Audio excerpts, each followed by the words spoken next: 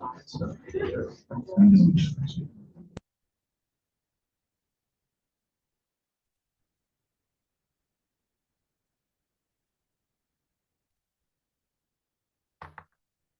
evening, everybody. I'd like to call this meeting of the Board of Education to order. Mr. Schimpf, can you please call the roll? Mr. Fain. Here. Ms. Cummings. Here. Dr. Dreisen. Here. Mr. Greenbaum. Here. Ms. Manzano. Here. Ms. Palmer. Here. Ms. Winters. Here. Thank you. Public notice of this meeting pursuant to the Open Public Meetings Act has been given by the Board Secretary on August 20 and 21, 2026 in the following manner. Posted notice on the school bulletin board at the administration building, posted on the board's official website, and transmitted to the clerk of Cherry Hill Township. Please rise and join me in saying the Pledge of Allegiance. I pledge allegiance to the flag of the United States of America and to the republic for which it stands, one nation, under God, indivisible, with liberty and justice for all. Please be advised this meeting is being live streamed and recorded. We do not have any board recognition this evening, very sadly, but hopefully soon. Do we have a report from our student representatives this evening? Now, student reps, you'll find that I am the worst because I'm supposed to alternate between high schools East and West every month, and I never get it correct. You would think I'd have a 50% average, but I don't. So, where should I start this evening? They're saying each other, which I think is amazing. We can start with high school East, and then West, you're going to remind me next month when I inevitably forget again. Okay, so for academics, the August SAT was administered at East on Saturday, August 22nd. Students will receive their scores on September 4th. We wish the best of luck to all students who took that test. If all forms are completed in Genesis, student schedules will be released this Friday, August 28th. Students are encouraged to write down their schedules for the first day of school because they will not be able to access them on their phones. Printed schedules will also be given to students in their first period class on the first day of school.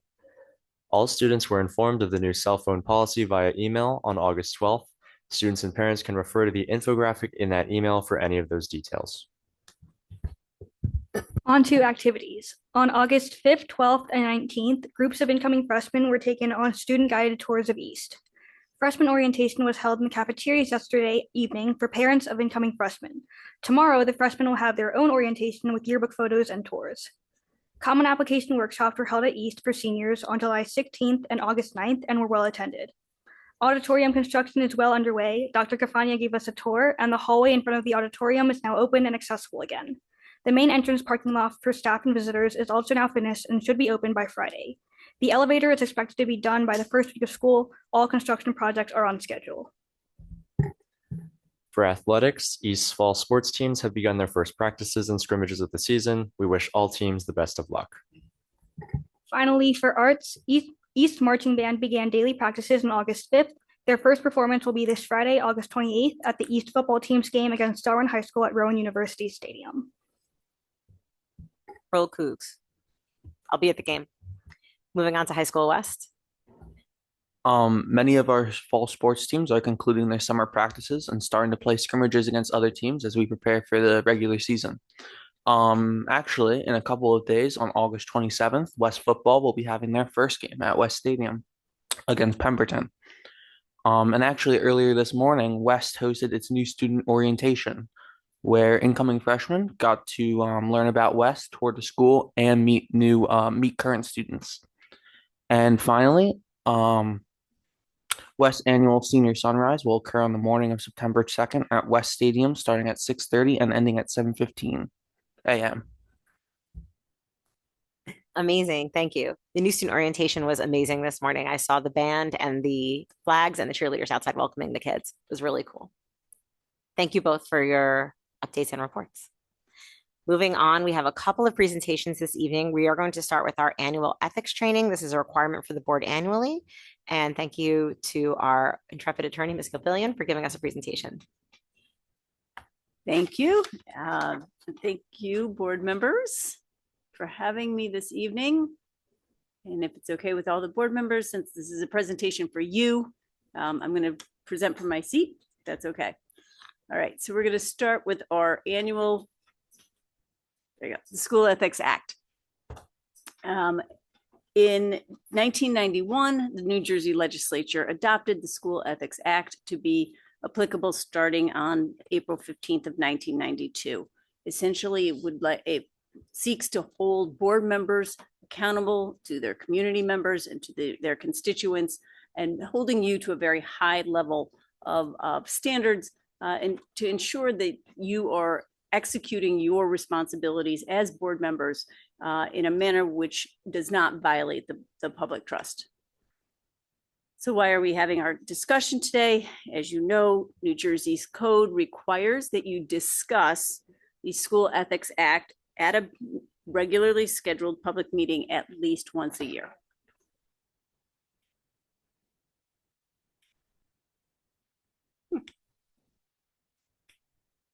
I didn't think I got that fancy. Hold on. Okay, the school ethics. So there's three sections, right, of the School Ethics Act, and who does that apply to? Sorry, not going the right. Mark, I'm going backwards. There we go. All right, the act itself applies to board members, school administrators, certain managerial employees who are not certificated, who have charge of hiring or financial operations, as well as the officers of the NJSBA. The Code of Ethics, which is the NJSA 18A:12-24.1, only applies to the board members. School Ethics Commission is the only entity that can determine whether a school official's conduct violates the act. And why is this important? You may have seen recently there's been a number of cases where a board has taken a resolution to file ethics charges against one of their own. That case is called the Berkeley Heights case. That case has been decided by the commissioner that the board employees who acted in accordance with that board resolution in filing those ethics complaints against their fellow board member in and of itself constituted a violation of the act. So that is a follow-up to a case that occurred back in the early 2000s, Castriata, which dealt with a board attempting to censure one of their own. The School Ethics Commission is the only entity that can determine whether or not a school official's conduct violates the act. In addition to a school ethics complaint, you can file a request for an advisory opinion. This has to be, it can be about your own proposed conduct or that of a fellow board member. And it's really important to note that this is proposed conduct. You cannot go to the SEC and say, Dr. Dreisen did X, Y, and Z last week. I think that's a violation. They will not take that as an advisory opinion. This is supposed to help guide board members in terms of what they're going to be doing in the future. You can file it with respect to your own conduct, and you can file it with respect to a fellow board member's conduct. If you're going to file with respect to another board member's conduct, you have to notify that board member to allow them the opportunity to apply, to give their statement to the SEC, to clarify the issues. And they issue these advisory opinions simply to really assist board members in ensuring that they don't violate the act. Because as we know, there's hundreds of pitfalls that we can all kind of fall into. So this advisory opinion process is available to you.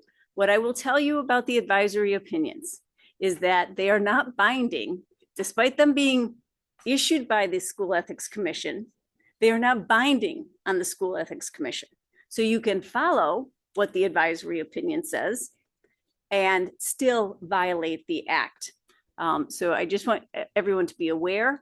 This is something that boards do regularly. If they have a question about whether or not there's a conflict of interest, whether or not people can participate in the superintendent's evaluation, negotiations, that's something that we regularly apply to the SEC for.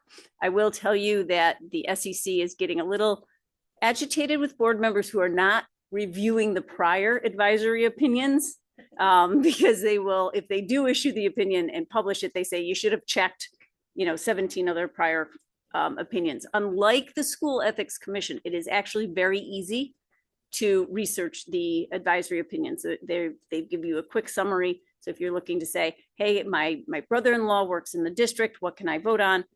You can really go in and check that out. All right.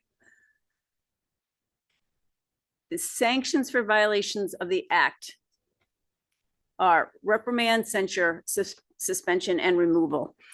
We do not see a bunch of suspensions and removals. The violations have to be pretty significant and they have to be repetitive. We've seen a couple where an individual has been previously warned, has gone through all of the training that NJSBA offers, and has not changed their conduct. The difference between the reprimand and the censure: reprimand is private, the censure is a slap on the hand that actually has to be read out in public at a board meeting. Frivolous complaints: there is a provision that if in fact someone has filed an ethics complaint with malintent, and they find that the complaint itself is frivolous, there can be a fine of up to $500. All right. So there's 3 sections of the act: the statute itself, which is the prohibited acts. The second is the code of ethics, which is your affirmative obligation as a board member, and then the annual disclosures. We're going to start with section 3 simply because it's easier and the quickest. There, you all have to file your financial disclosures. You have to file them within 30 days of being sworn in. You're a second year board member, you have to file it before April 30th. New administrators, if they are covered by the act, have to also fill those out and submit them to your board secretary, who files them with the executive county superintendent. Those records are public records. They are posted on the commissioner's website. The only thing I want to point out here is that if the school district maintains a website, a link to your financial disclosures should be included on that website around the area where your board member information is contained. It's just the link to actually the disclosure on the commission's website, right? The SEC actually publishes the form, and the information that you have to disclose is on there. As you know, there's financial as well as personal information. If you have individuals who are working that are immediate family members or relatives, that information is requested. Really, you submit that to Mr. Schimpf so that we can help ensure that you are not voting on matters that you should not be voting on. Okay, so the prohibitions really are the financial prohibitions against you acting in any manner where you as a board member or an immediate family member would have a financial interest. So if you're working for a company that has a contract with the school district, if you are working, if you yourself have some relation to a company that has done work in the past with the board, that should be prohibited. And also acting in your official capacities in any matter where you or a member of your family or a business organization in which you have an interest, where there can be some financial or personal gain. Now, that interest has been noted to be a 10% ownership interest in those businesses. So just be aware of that. With respect to acting on behalf of someone else, where they can have a personal gain, that usually is if you're acting on behalf of your student as a parent, making sure that you're not using your official capacity to better that situation. Obviously, we maintain confidentiality at all costs. You cannot solicit or accept any gift, favor, or loan when it is given for the purpose of influencing your decisions. Now, there is a carve out for campaign contributions, and as long as you are not made aware that that contribution is being given with the expectation that you are going to favor the contributor, you can accept those contributions.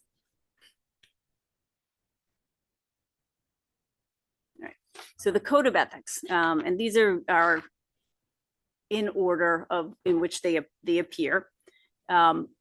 Upholding and enforcing all laws, rules, and regulations of the state board and court orders pertaining to schools. Specifically, I've included what the factual evidence is that you need to demonstrate. Here, it has to be a final decision from a court of law or an administrative agency. SEC has come out and said something along the lines of the executive order requiring masking did not constitute a final decision of a court of law or an administrative agency. So this is actually one of the very few times that we actually have any violations because there has to be a direct court order that you as a board member have violated.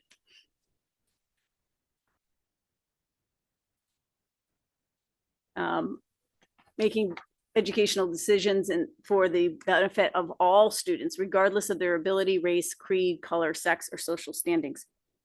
Again, we've had some litigation around the LGBTQ and the transgender students, where people have claimed that this is when people don't support that and have come out, board members have come out against that. Numerous allegations of ethical conduct violations, and those have really not been substantiated.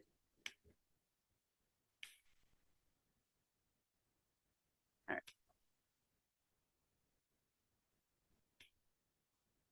All right. So provision C and D, this is our administration of the schools. These are generally read together because when we have a school ethics complaint, there's the same conduct can violate multiple sections of the code of ethics. But this essentially speaks to the fact that the board members need to stay in their lanes. Your lanes being the policy making provisions and not the administration of the schools. Recognizing that the authority rests with the Board of Ed and make no personal promises nor take any private action that may compromise the board. I'm noting that this is private action for a reason. You'll recall that you have a statute that indemnifies board members for actions that they take within their roles and responsibilities as board members. That is true even when it's a school ethics complaint. So if you are the subject of a school ethics complaint and you defend that school ethics complaint, even if the decision is founded, as long as you are within your role as a board member, you are statutorily indemnified, with the exception of whether if you've taken private action. Private action outside of your board member roles is not something that you would be indemnified for. So I just want board members to be aware of that. Refusing to surrender your independent judgment to special interest or partisan groups, or to use the schools for personal gain or the gain of friends. I'm not really sure why they put those two together, but certainly we've had in the past couple of years a fair number of complaints alleging that people are giving up their independent judgments to political groups. Those are very difficult for the School Ethics Commission to substantiate, but I have indicated here where the factual evidence would establish that.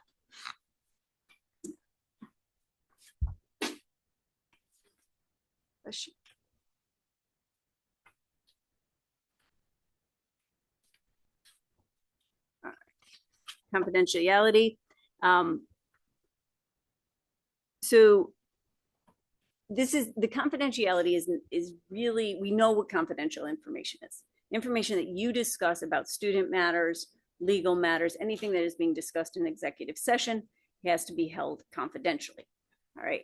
In addition, information that you receive by virtue of your board membership, information that is not available to the general public is deemed confidential. And that is not information that can be shared.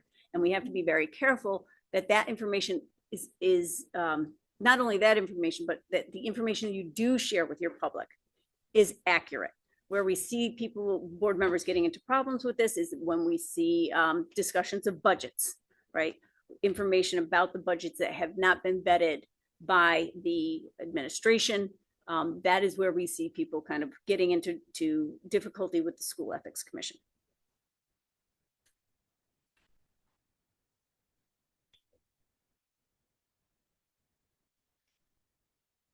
All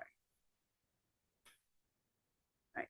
Obviously, your superintendent is responsible for all recommendations that come before the board, specifically as to personnel matters. You are not permitted as a board member to act on a personnel matter without the recommendation of the superintendent. That does not mean that you don't vote no. That doesn't mean that you don't voice your opinion at the board member or at the board table. It does mean that you may not make a motion at the board table to say, I'm recommending Ms. Palmer for the assistant principal position. That is not something that would one, it would be out of order, but two, also the basis for an ethics complaint.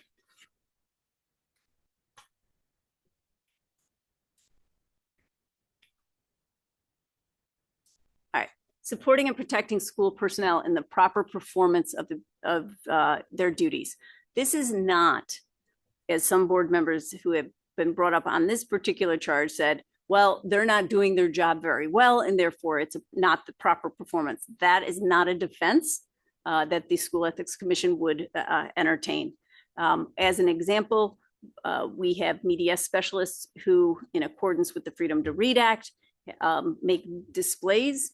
May have checked out a book for a particular student. The parent gets a hold of the book, is very upset about the book, sends an email to the board, says, this is a terrible book. My kindergartner should have never had that. The board member responds to that email saying, you're absolutely right. That is not an appropriate book for that student. We're going to look into this and we're going to get to the bottom of that. That is not protecting the media specialist who was performing their duties appropriately and properly. So that could certainly cause an ethics complaint. All right, here's the other one which I think is, it sounds simple and is not. Referring all complaints to the chief administrative officer and will act on the complaints at public meetings only after failure of an administrative solution. That is not that you don't like what the solution is. That does not constitute failure. The fact that you disagree with the decision is not failure. All right. It is very difficult, certainly when you have constituents saying, this is what's occurred, I'm very upset about this, to say to that individual, thank you for your email, please contact the superintendent's office. But that's exactly what is required under this provision. The School Ethics Act does not explain how that complaint is supposed to get to the CSA. So one of two things, I always believe that it's best for the board members to say to the constituent, please contact Dr. Morton's office directly. He'll be able to answer your concern. You, of course, as a board member may also, excuse me, contact Dr. Morton and say, I received this complaint from a parent, would you follow up on that, right? Easier said than done. So here are the two usual suspects that we get when we see complaints. Freedom of speech and administration of the schools. These are the two areas where board members seem to have the most difficulty kind of staying in their lane and paying attention to the rules. What I will tell you is that the School Ethics Commission has backed way off. So in between 2015 and 2020, the School Ethics Commission was very conservative in its approach as to what board members were able to say on social media, in the papers, anything of that. We're very, very careful about what they wanted board members to be saying, and said, listen, you have to have this disclaimer. Even with this disclaimer, you still may violate this, the provisions of the School Ethics Act. What we have seen in the last 2 years is the School Ethics Commission actually backing off of that and really giving board members having a little bit more lenience towards statements that board members make. So I have put up here a disclaimer, recommended disclaimer. the disclaimers really should indicate that you are a board member and then immediately disclaim that the statements that you are making are in your board capacity, all right, and that they represent only your individual statements. So, apologies. All right. Even if you utilize this disclaimer, there have been a number of cases which says, that's great, you've put it out there, you've said everything you were supposed to say, but the rest of your post or the rest of your article or the rest of what you said in the context is really overriding that disclaimer. So there's been a couple of cases about that, and it's really the substance of what you are saying that the School Ethics Commission will look at.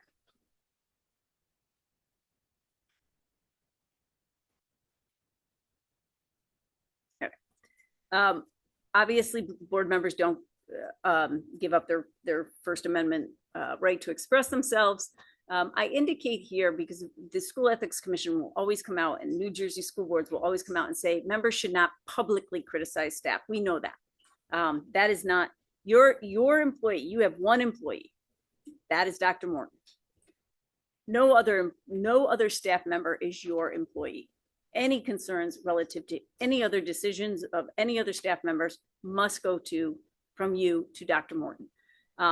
What I would say is that you shouldn't be privately criticizing staff members either. Again, that is something that is for you to bring up if in fact there's a concern directly to Dr. Morton and his office, and he will contend with that. All right. You also have a freedom of speech policy here, 9120. If you want to take a look at that, that speaks to who can speak on behalf of the board and gives you some guidelines. All right, Mr. Trustin, as I said, this is one of the earlier cases that speaks to free speech. This individual had a disclaimer. This was an endorsement of a board member who was running for re-election. Despite the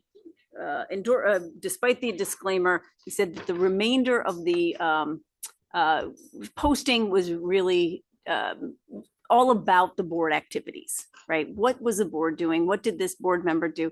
So they found that disclaimer was not sufficient. That was in 2021. All right. Similar, so in 2026, now we see a little bit of a change in tune. This individual had a very specific disclaimer, but also posted, well, I'm the president of the Board of Education. I offer this enthusiastic endorsement not only as a trustee, but also a lifelong volunteer, youth coach, mentor, father, and dedicated district stakeholder. So potentially 5 years ago, that would have ended up in a censure. Now the SEC has found that there was no probable cause, that any reasonable person in reading that and the totality would think that this was a statement made on behalf of the board. Another free speech, a board member left the dais, his seat at the dais, and went to the public comment microphone. This is an individual who, because of conflicts, was recused from speaking on or voting on anything related to the superintendent. However, the board member, as speaking as a member of the public, was concerned over the board's transparency in its process of selecting the superintendent and left the dais to the microphone to make a complaint as a member of the public, saying that the process is not transparent enough because he, not having any of the information that came from the board, was a member of the public essentially. So that was found that he, because it was he had a disclaimer that in fact did not violate the SEC. Just a question on that, if you don't mind. Did it matter that he left his seat and went there, or can we be speaking from our seats here as long as we clarify that we're speaking on our own behalf?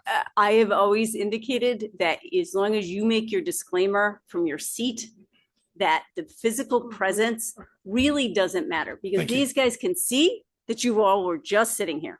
So, you know, that movement from here to there is not really going to matter. It's going to matter about your disclaimer and then what you're speaking about. All right, so the administration of the schools. All right, so the administration of the schools, your proof has to be that you gave a direct order to school personnel or became directly involved in activities or functions that are the responsibility of school personnel or the day-to-day administration of the district. It's easier said than done. We all think, well, I would never give a direct order to a staff member, although you might ask for information. That could be seen as a direct order. So in the matter of, there we go, Lon, this individual went in and asked for copies of SAT reports directly from the guidance counselors, inspected the locker rooms in the boys' locker space, and instructed staff on how to supervise students. Back in 2005, that was held to be significant enough to receive a censure, and the SEC's language in that censure was pretty stiff. So we all know that you shouldn't be going into the schools, right, without announcements, without the superintendent's approval. So if you're going to go into the schools, not as parents, separately, not as parents, but as a board member, that's information you need to make sure that you have made the superintendent's office aware of. You know what the policy making, planning, and appraisal role is. I have included in here, but will not go over how the board can get its questions answered, right?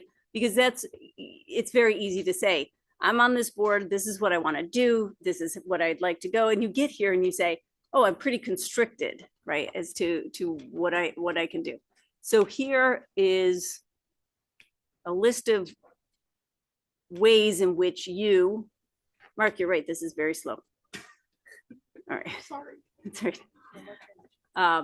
What you can do in order to bring information to the forefront. All right. You can make a motion at the board table. You can ask for a study of it. You can ask the board president to commit an issue to the committee. And when you are asking for information of administration, this last point is very important. The tasks that you are asking of the administration have to be consistent with your role in policymaking, planning, and appraisal, not the day-to-day, but it also has to be consistent with the goals of the board, the district, and more importantly, the goals for the CSA. All right, so there is limitations on what you can ask for.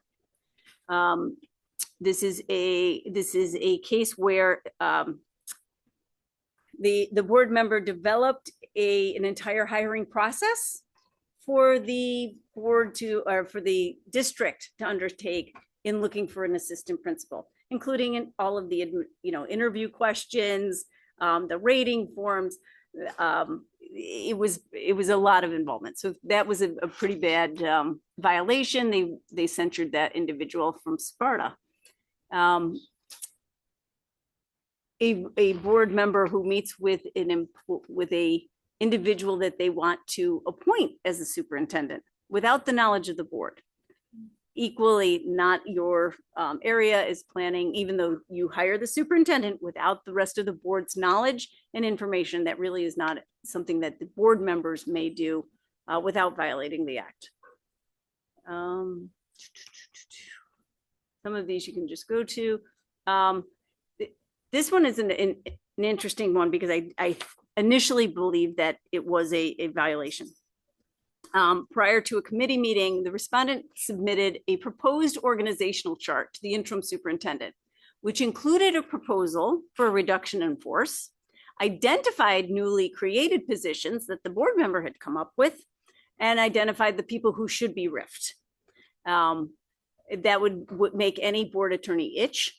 And essentially, the SEC came back and said, the interim superintendent, who ultimately resigned, and the BA were free to consider the recommendations or to reject them. So there was no direct order. There was no specific undertaking of a job that an individual from administration would normally take. All right. All right. So I'd like to go over this one in terms of the referral of all complaints to the CSA. This board member basically filed, this is one of the cases where there were multiple violations arising out of the same set of facts. This was a individual who during COVID had spoken publicly about not coming into the schools. They didn't feel it was safe, that it was not well thought out, that she was, felt her health was at risk, and later received, the board president later received pictures of the individual in Cancun.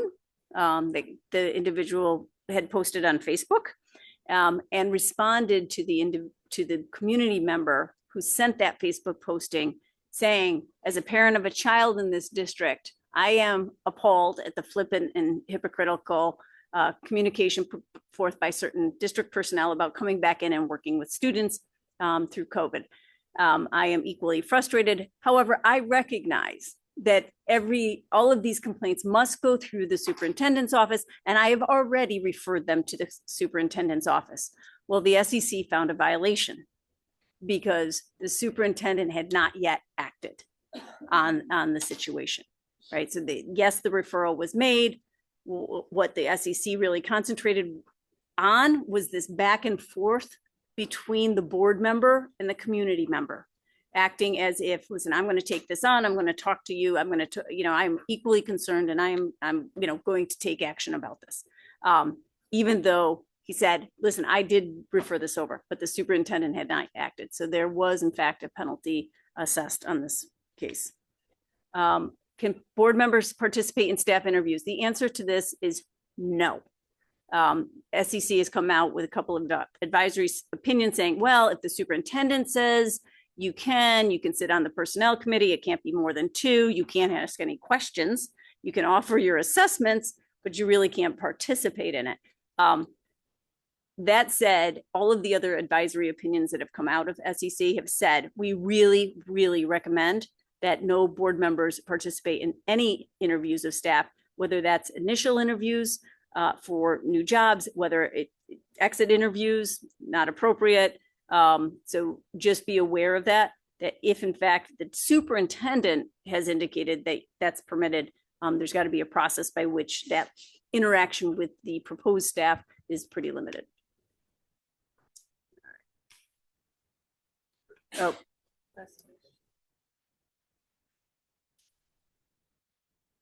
Sorry, guys. So I do want to talk about Giannakis as well. This is a superintendent who abruptly changed the time of the high school graduation from evening to morning, I think with a couple of days notice. The rumor mill had it was that the superintendent did that because her own daughter was graduating at the same time. The board received a number of complaints about this and basically said, listen, this is not right. The union president, who wasn't speaking to the superintendent, asked the board president to speak to the superintendent. There was back and forth, about here's what the concern is. She wrote this email. Basically, the SEC was fine with the email explaining the union president's position. Didn't find a violation there. Where they found the violation was that the board president had said to the union president, I'll handle that. I'll take care of that. So that was the violation that they found. This same board member reached out to the band director and asked them to play in the Columbus Day parade. Band member said no. Same question to the chorus member. Chorus director said no. That was fine. But when the board member asked why to those individuals, that's where the violation was found. So again, the overall questions are fine, but when you get down into the nitty-gritty of why something is happening, that is strictly administration's areas. All right, just a reminder, your emails, including your personal emails, if they're discussing board business, text messages, and I know that we don't have your phones or your smartwatches here, but those are all subject to Oprah, just so that you're aware that information, even if you are disclosing or discussing confidential information, is information that can be opened by the public. All right. There's a number of advisory opinion updates that came out. I think you can probably read through all of them. They're basically nothing extremely new and exciting in any of them. Just that you're basically, oh, there was one, 1225. This is a case where the board member advocated to have their child out of district, which was fine. That's perfectly allowed until the board member files a complaint where they seek attorney's fees as part of the relief.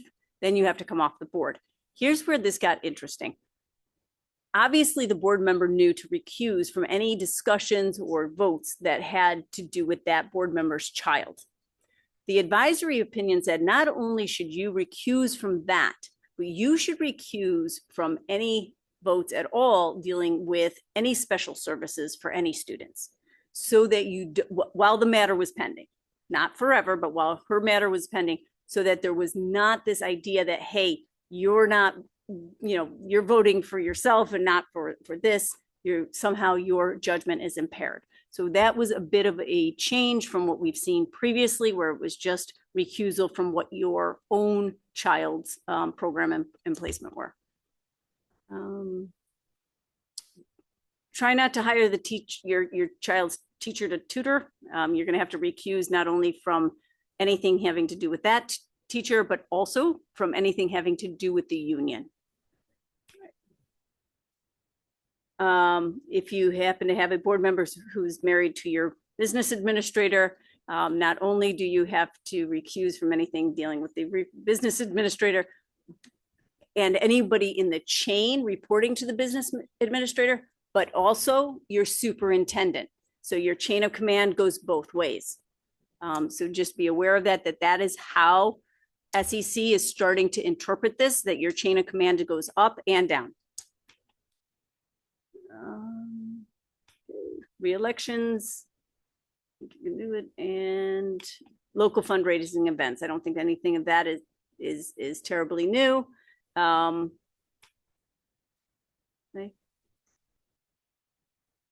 All right. I just want to review with you guys the posting of non-confidential information related to the board on your Facebook accounts. I know we're very cautious here about what we are putting on social media.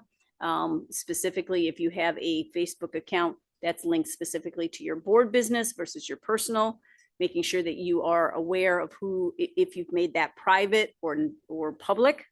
And then if you have opened an account with respect to any re-election, right? A Facebook specifically for a re-election, making sure that you are, the information that you're posting on that and relating to the board carries your appropriate disclaimers, and then that information is accurate, right?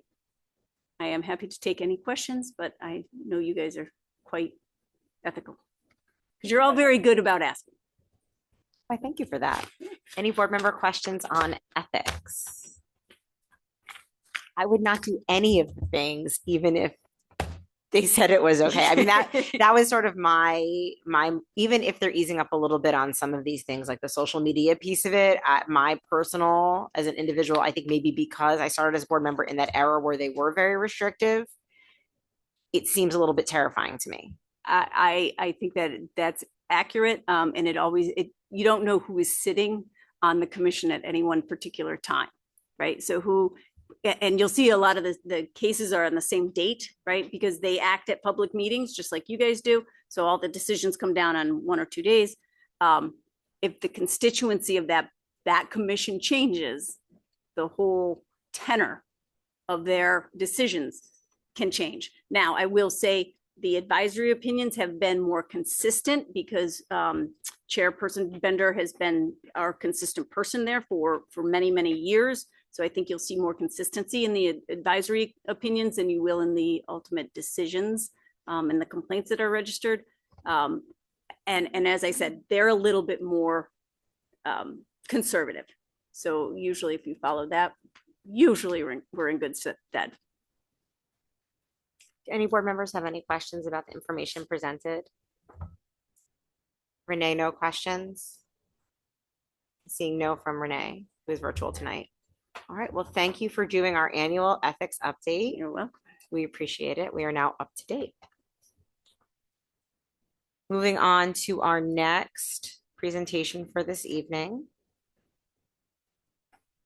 It is a presentation by Dr. Morton about conversations he had with families over the summer.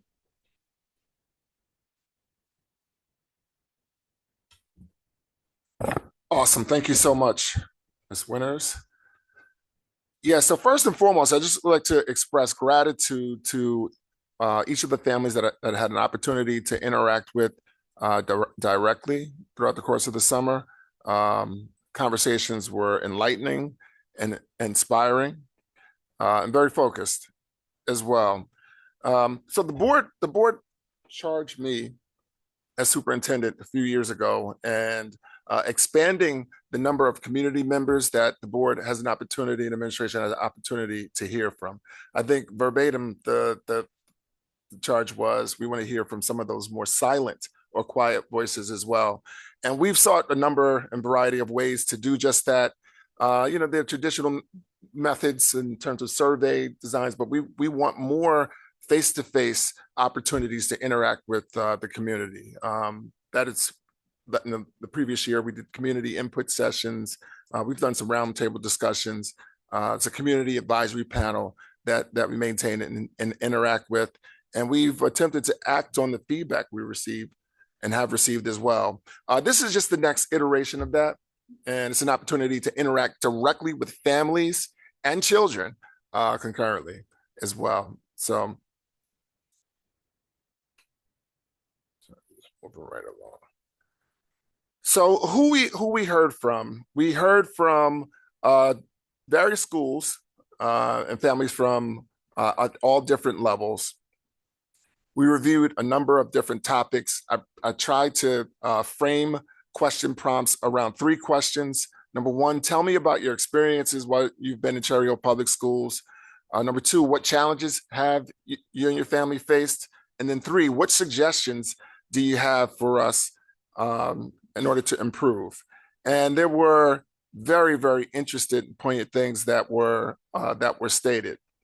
Many positive comments and many comments as well that provided opportunities and areas of improvement. There were a few things that really stood out, and a few comments that touched me and that resonated deeply. Here's one of those comments as well. You'll see it here on the screen.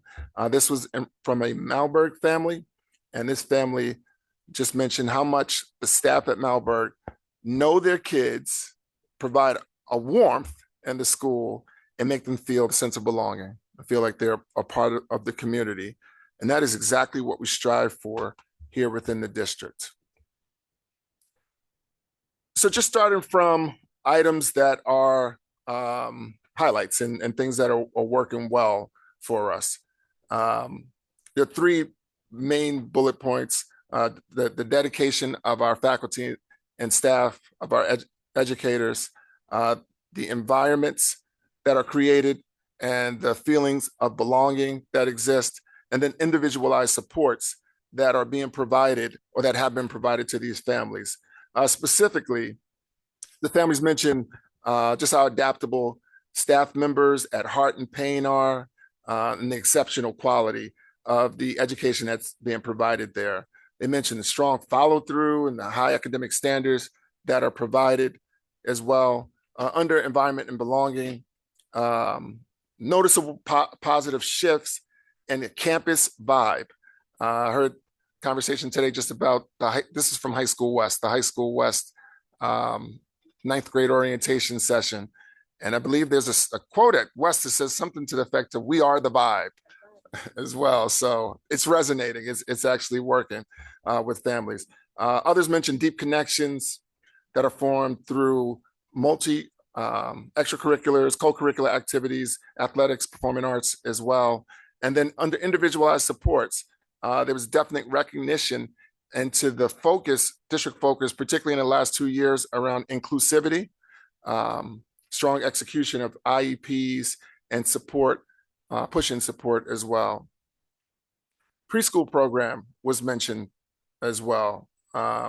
These families mentioned just how successful they felt the play-based curriculum is and has been at the preschool level, and also mentioned the support of educational assistance and providing that sense of belonging and that individualized support.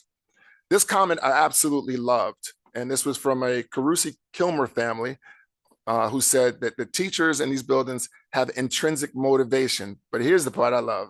They lose sleep at night over my child, right? So that's just how important families feel that staff members regard and revere their children. So here's some opportunities for us. We tried to categorize it as a friction and flow. Flow would be things that are flowing and that are working. Friction would obviously be areas of opportunities for improvement. Flow, under communications, the communications have been efficient, both from the district and from the schools. Individuals felt that they were well informed, that the communications were timely. There's definitely a recognition that there's a focus on improving facilities, but a friction point. And we've heard this ongoing. The chronic SAC wait lists are truly challenging families and continue to challenge our families. While we've made some improvements and increased our SAC enrollment, this continues to resonate as a pain point and something for us to focus on as a district. Transportation bus routing was mentioned as well. And specifically what was stated was, in some situations, the feeling is that in the same neighborhood, there could be a difference in terms of bus routes that are provided, and there are questions as to why that is the case.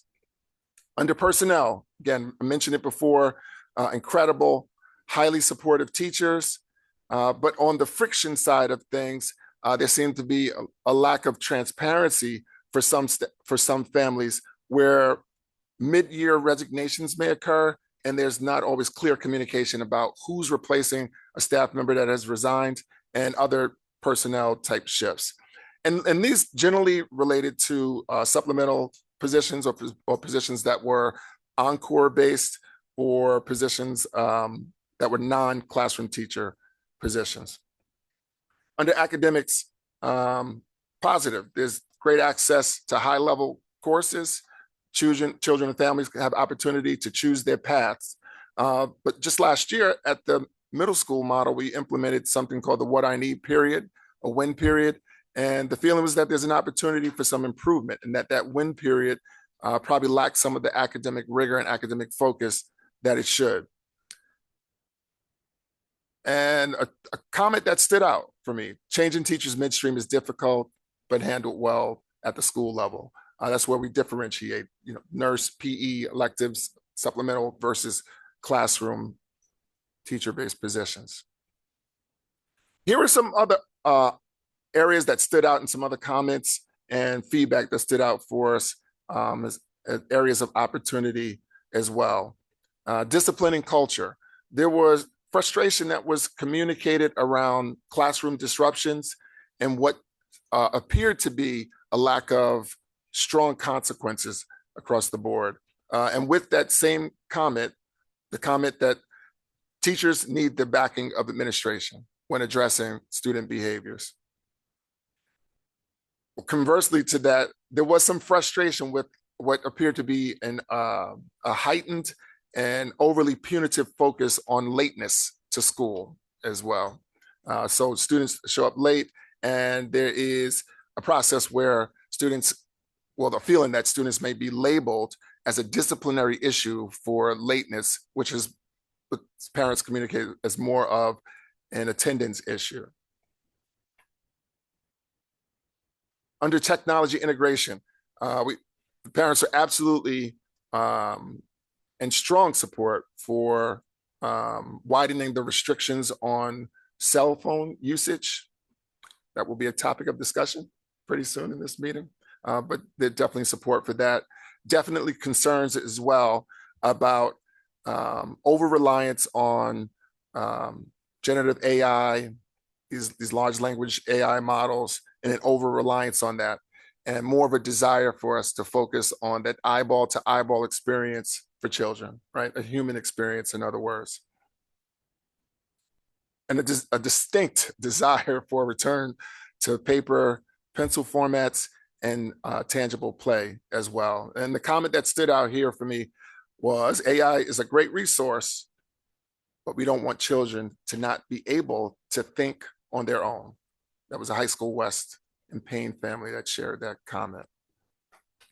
Now, with that said, there's an understanding that we're a district of nearly 11,000 students, right? So there are diverse and divergent viewpoints on many of these things.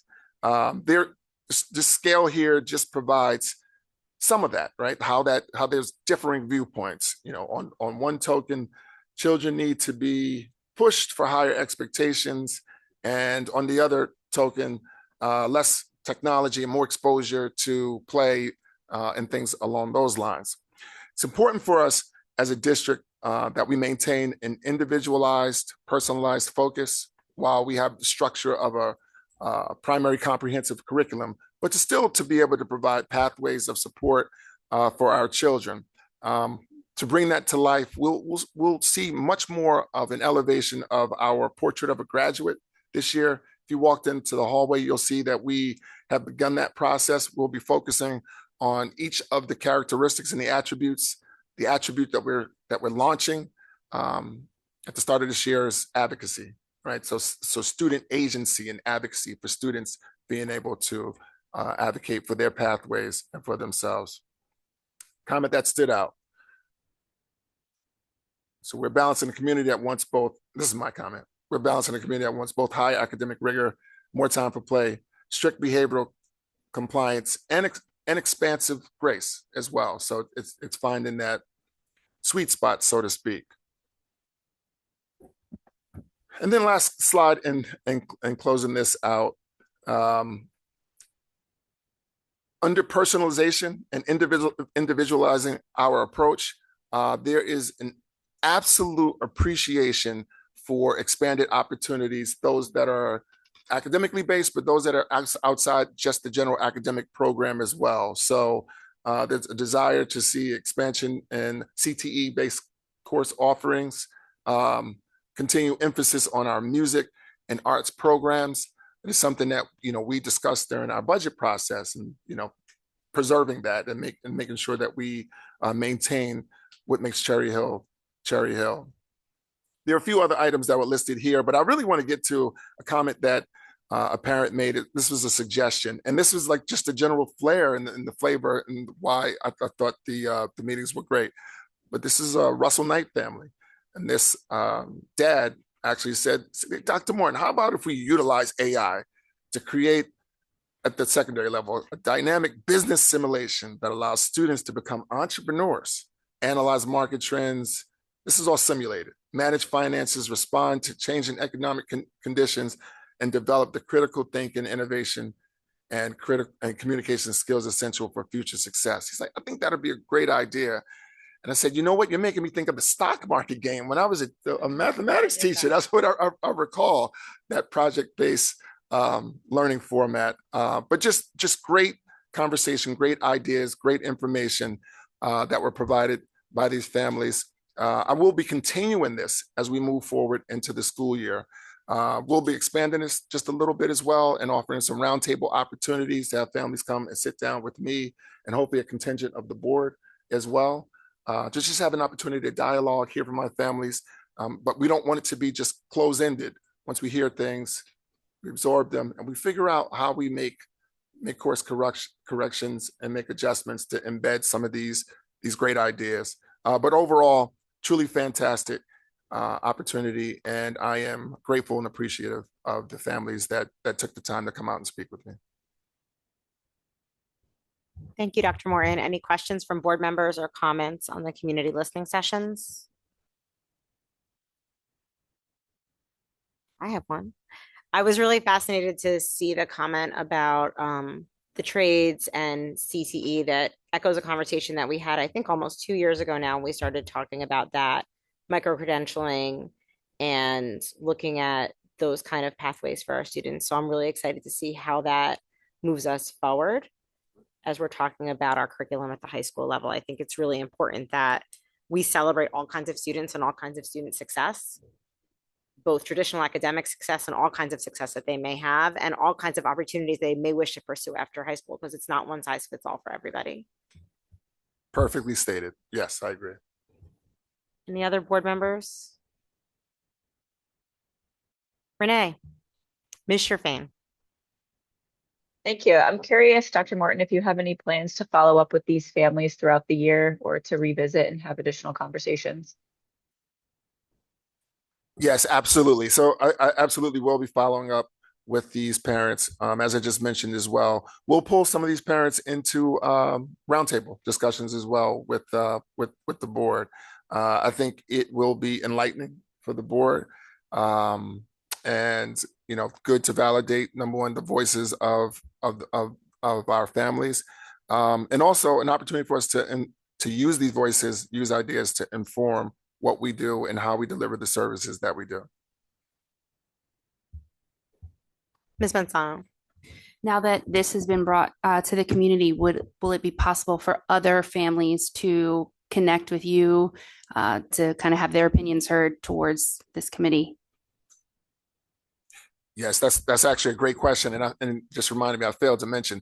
So essentially, the charge to the principals, where I just reached out to the schools and said, "Hey, just let me know, connect me with families. Here are the times I have available. It can be anybody within the school building." So absolutely, I'm definitely open to speaking to whoever's willing and interested in speaking with me and with us.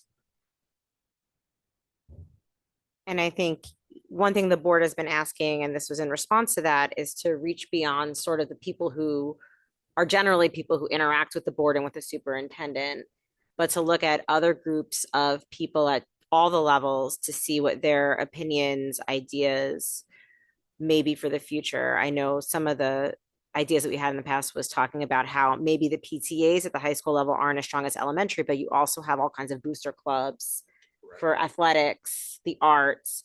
Those are also super involved families in the district who may have different perspectives than the ones that we hear, so we can get a more robust view of what the district really looks like. So I guess that's my just little toss my suggestion in the suggestion box to think about those alternate ways that people interact with the school district. Some of them constantly, but just maybe we're not hearing those voices. Any other board members? Any of our student reps? Right. Thank you very much, Dr. Morton. Next, we have a preschool update from Dr. Mahan.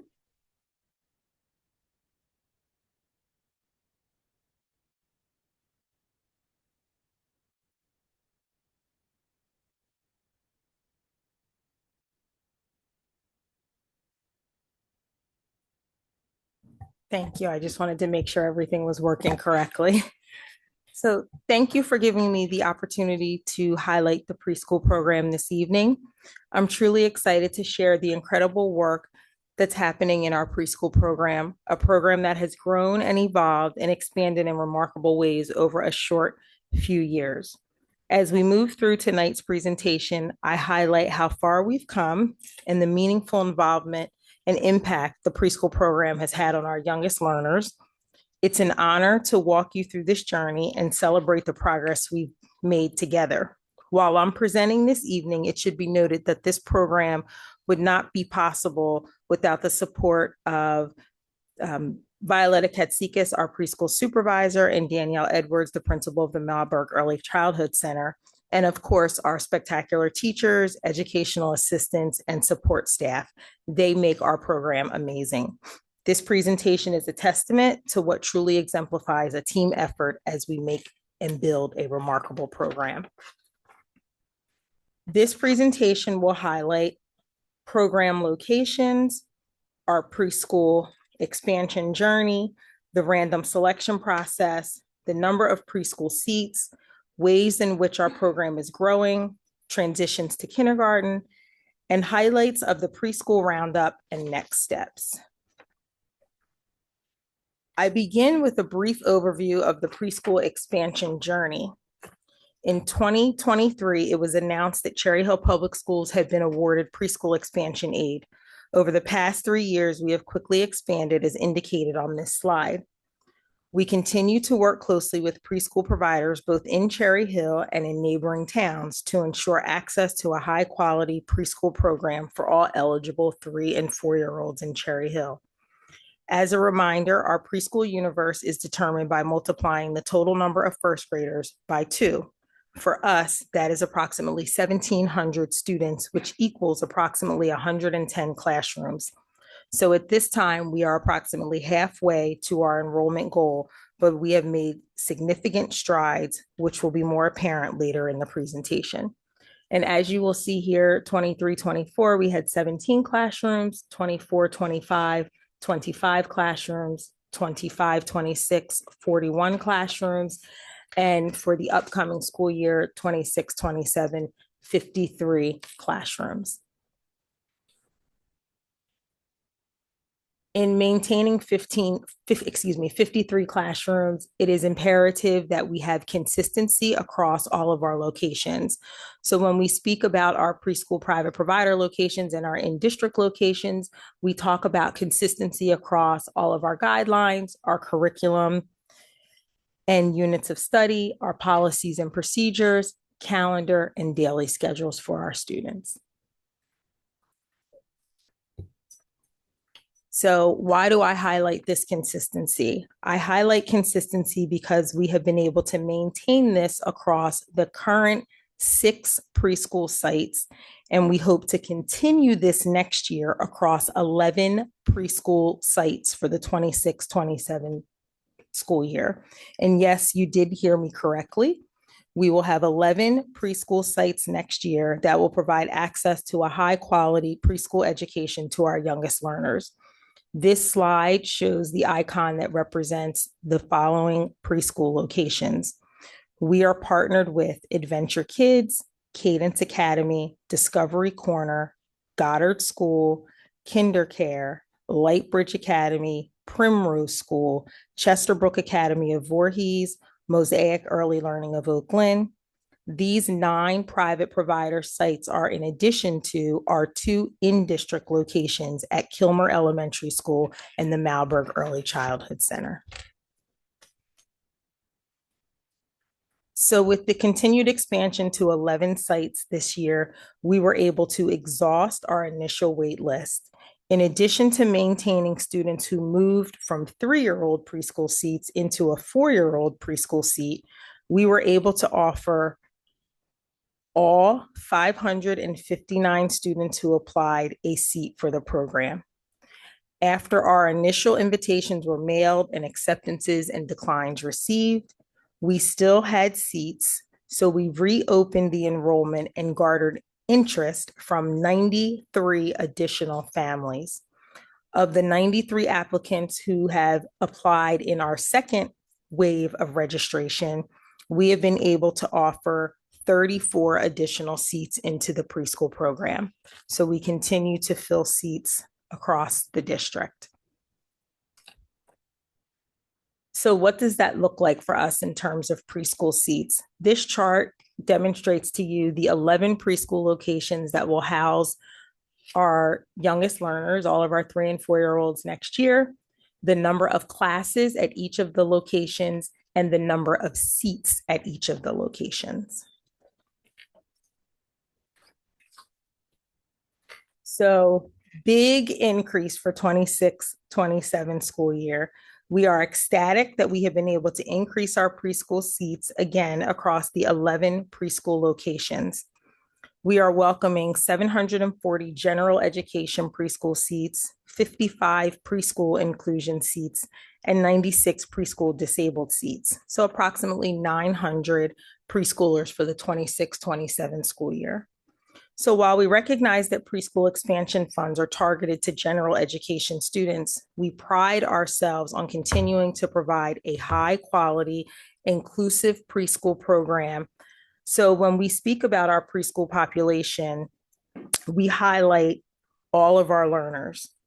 The research in early childhood education states that early learning environments foster essential language skills, early literacy, and basic math concepts. Children who participate in early childhood education programs generally enter kindergarten with stronger foundational skills. So when we speak about the preschool students of Cherry Hill Public Schools, that is inclusive of all of our students, regardless of if they are funded through preschool expansion aid. And as we think about building a strong foundation and foundational skills and preparing our students for kindergarten and the emphasis on grade level transitions, I present this slide this evening because this demonstrates the intentionality that we are supporting all members of our preschool program as they move on to kindergarten. This slide shows some of the supports for our students and parents, how information is shared with staff, collaboration between the literacy teacher coaches at the elementary schools and preschool team support staff. It also highlights the articulation of curriculum and administrative meetings to ensure both students and families are supported as they move into the as they move into the elementary schools. This process is replicated at all of the preschool locations, whether they are in district or a private provider location. We have already received anecdotal feedback from our kindergarten teachers that students are entering better understanding routines, demonstrating greater independence, and prepared with the foundational literacy skills that will support increased academic achievement. So as preschool is continuing to grow, I wanted to highlight that we are growing not only with students, we are expanding our staff. We have been able to add an additional preschool instructional coach and preschool intervention and referral specialist. Our PTA is thriving and continuing to offer engaging programs for our students, such as the Swing into Spring Dance, the Winter Wonderland, book fairs, and spirit wear. Their advocacy for the preschoolers has been simply amazing over the past few years. The support of the PTA has also helped us to increase parental involvement, which can sometimes be difficult at the preschool level with the quick transitions. We continue to think of ways to increase opportunities for parents to be involved in our preschool program, both academically and socially.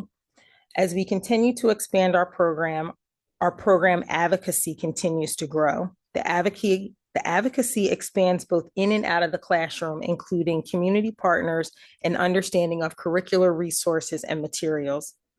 This information is highlighted on the newly updated preschool website found on the district website. An example of the excitement associated with preschool was amplified for the second year in a row at the Preschool Roundup. The Preschool Roundup exemplifies a true community effort to support our youngest learners. This outdoor event at Jake's Place hosted over 800 people as our youngest learners were able to select books from Book Smiles, get a sweet treat from Mr. Softy, tour a fire truck, meet firemen, take a picture at the photo booth station, get a library card, tour a school bus, hear a story, and many more amazing activities. It was a beautiful evening with staff, students, and community members coming together.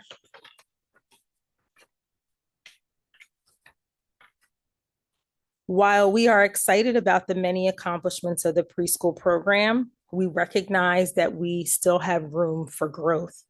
We need to listen and grow from the feedback we have heard, not only from our staff, but from our students and, more importantly, our parents. This image is of a pink trumpet vine. This flower is symbolic to represent listening.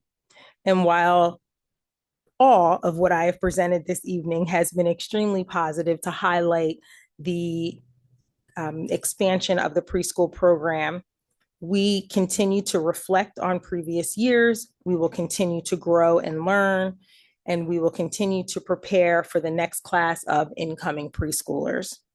There is always room for growth and improvement, and we look forward to seeing the impact that preschool education has on our students through their academic trajectory.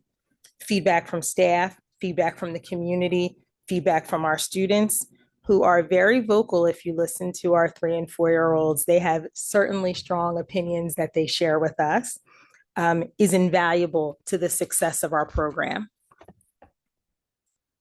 So with that, I thank you. And on September 2nd, I look forward to welcoming the class of 2041. Thank you. That is amazing. I'm so excited. Thank you, Dr. Mahan. And the preschool roundup was an incredible event. So thank you to everybody who organized that. It was a really great night. I did speak to the Cherry Hill librarians when I was there, and that said they were they had never seen so many kids sign up for library cards as that night. Their table was packed with little kids getting library cards, and it was incredible. So thank you for that. Board members, do you have any questions about preschool? Ms. Manzano? Not a question, just a quick comment to thank Dr. Mahan, Ms. Katsikis, the rest of the team, the teachers. I've had a firsthand view, I think, of some of the trajectory of pre-K. I had a daughter that was in Mosaic 2 years ago now, yeah. And my twins will be beginning their second year at Malberg, and I just can't say enough. I think they're really going to be prepared for kindergarten. And so thank you, Dr. Mahan and your team, for everything you've done. Ms. Sherfain? Thank you so much for the presentation. I'm curious if there's any recent discussion at the state level, because I feel like that's something that we haven't heard in a while. Are we still in good trajectory with this, or if maybe there hasn't been much discussion given everything else they have going on?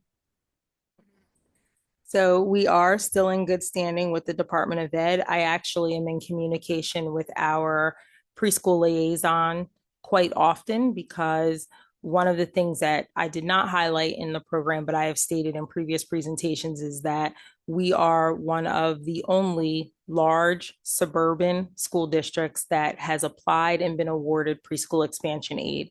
So there are some unique challenges to opening 110 classrooms. So we are in constant communication.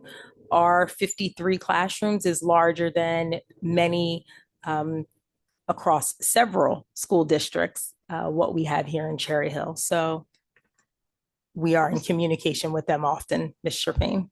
I'm sorry, I didn't mean to question your implementation. I meant more from the state's support of this funding long term. The only information that we've received is that the funding will continue. Great, thank you. Other board members? Dr. Dreisen? Thank you again for the update. I know district-wide, we have an increasing focus on chronic absenteeism. And I know I've attended some of the preschool information nights where you've spoken about this in the past. I'm just curious, like with Malberg, for example, have we seen any changes in chronic absenteeism this year relative to prior years? We have, and last year, as all of you are aware, there was a specific focus on decreasing chronic absenteeism. And unfortunately, I have to say that preschool had one of the highest rates of chronic absenteeism. So our community parent involvement specialist, Amanda Gerald, and our preschool social workers, Catherine Briggs and Lauren McCaw, have been diligent this year in their outreach to families, including they've really been acting almost as like a social service agency, which is really sometimes what our families need, making sure that they are connected to the appropriate resources that are available in the community to ensure that their child is able to get to school on a daily basis. So sometimes that means greeting students at the bus. That means greeting students as they're exiting their parents' car in the morning. That means providing an extra stuffed animal or lovey to support them during the day. So all of those things are discussed with families and implemented at the school level to ensure that our preschoolers are coming to school every day. But we've also had some tough conversations like this really matters. And when you were in a private preschool location, maybe it was okay to take a vacation that second week because it was more convenient and a little bit cheaper for families. But we really expect your preschooler, if they're enrolled in the program, to be in school. So we've had those tough conversations, and we did see a decrease not only at Malberg, but across all of our locations this year. And we look forward to continuing that next year. That's great. Thank you. Other board member questions?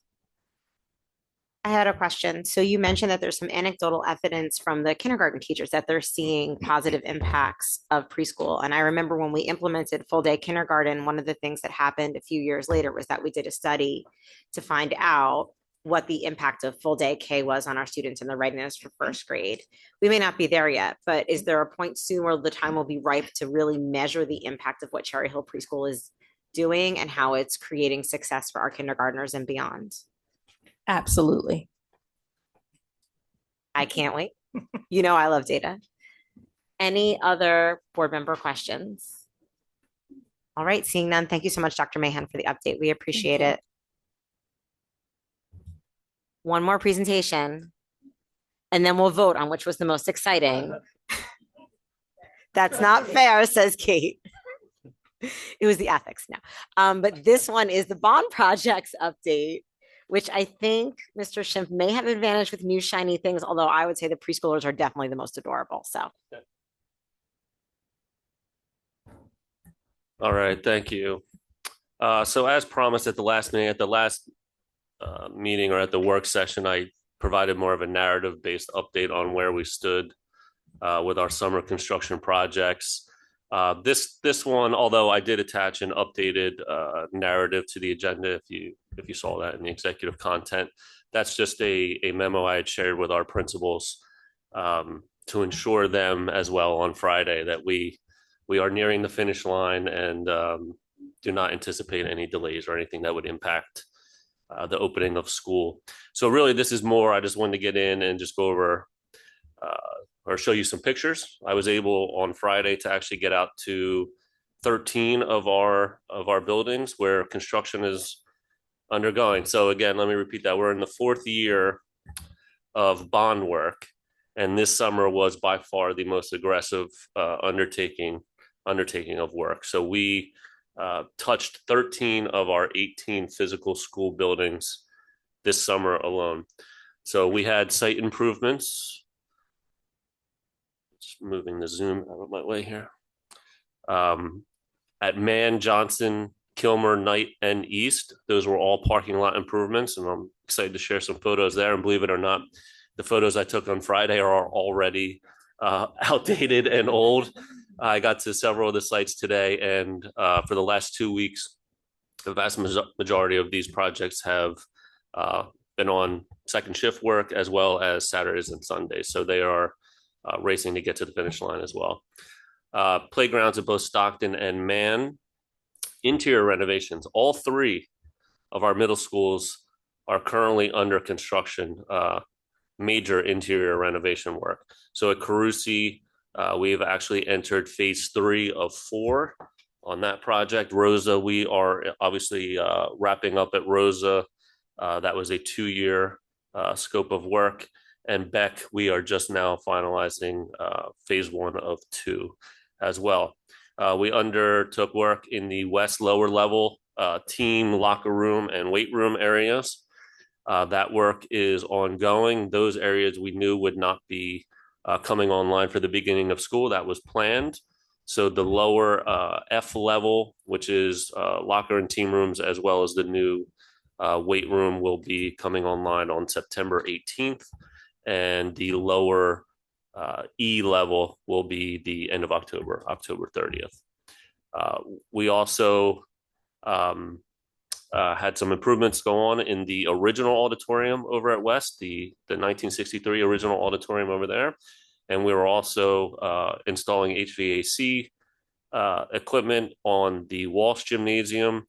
So they will now have air conditioning on Walsh. And if you walk into the Walsh Gym and look up, you will see a new beautiful white ceiling and ductwork.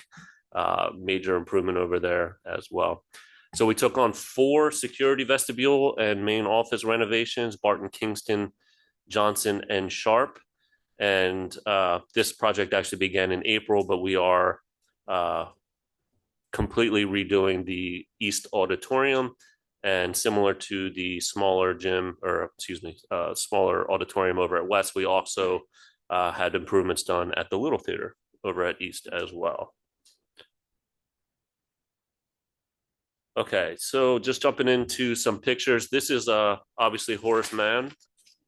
So over at Man, on the top picture, you can see there, that's a new parking lot that was constructed. Unfortunately, the existing parking lot is not large enough for the staff that we have over there. So we installed a new parking lot, which will also have accessible or handicap parking as well. And then the picture at the bottom, you can see from near the new playground, or the playground that was installed last summer, looking out to the street. You can see the massive improvement over at Man's main parking lot as well.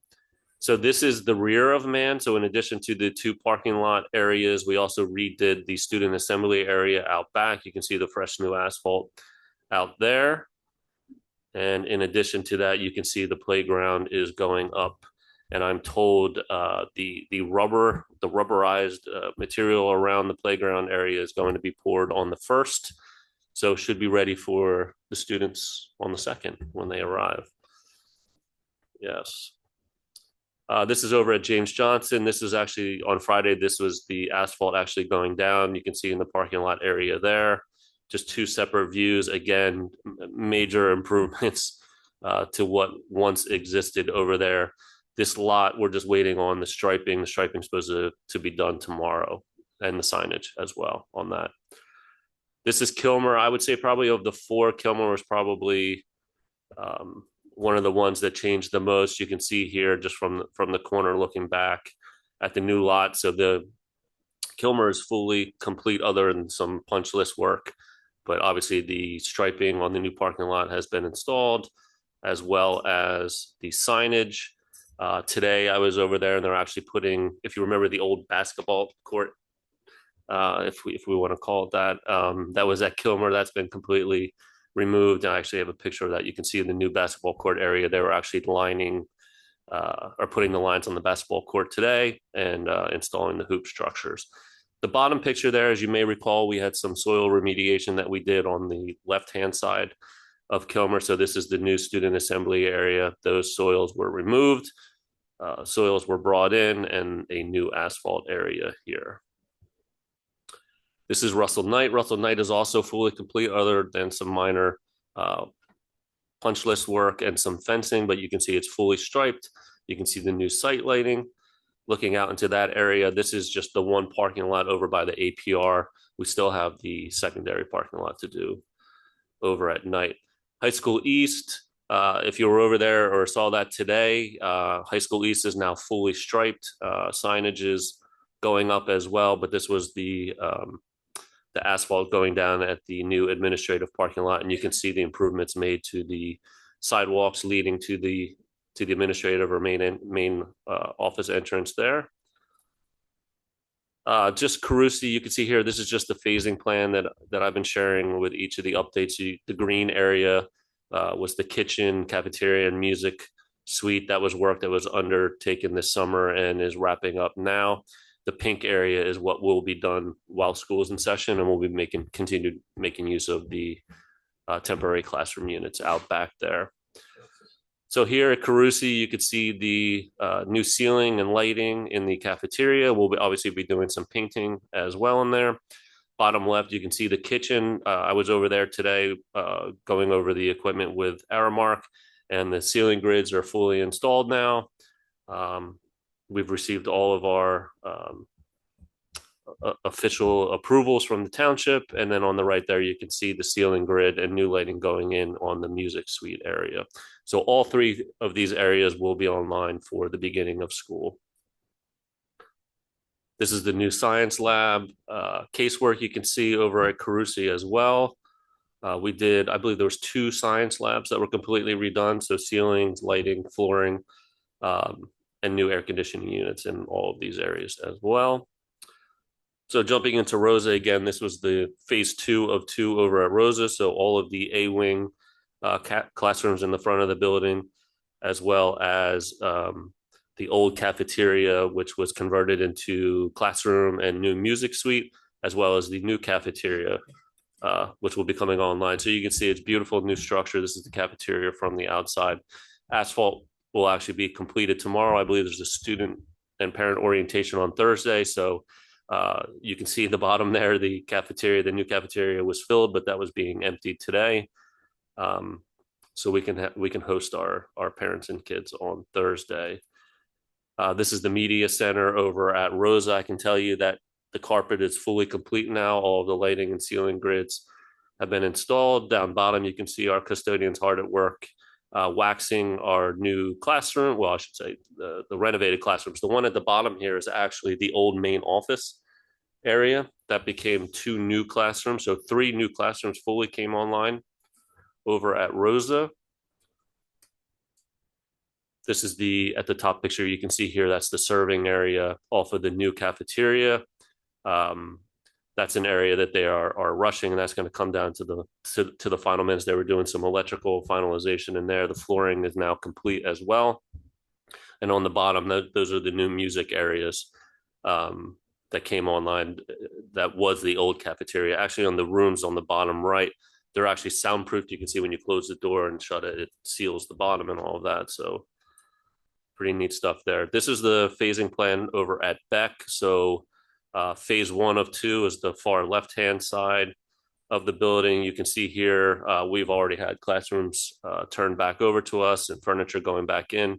So again, new unit ventilators in all of the areas, new lighting, ceiling grids, new flooring, all of that. So these areas have been cleaned, and teachers are actually in there setting up now.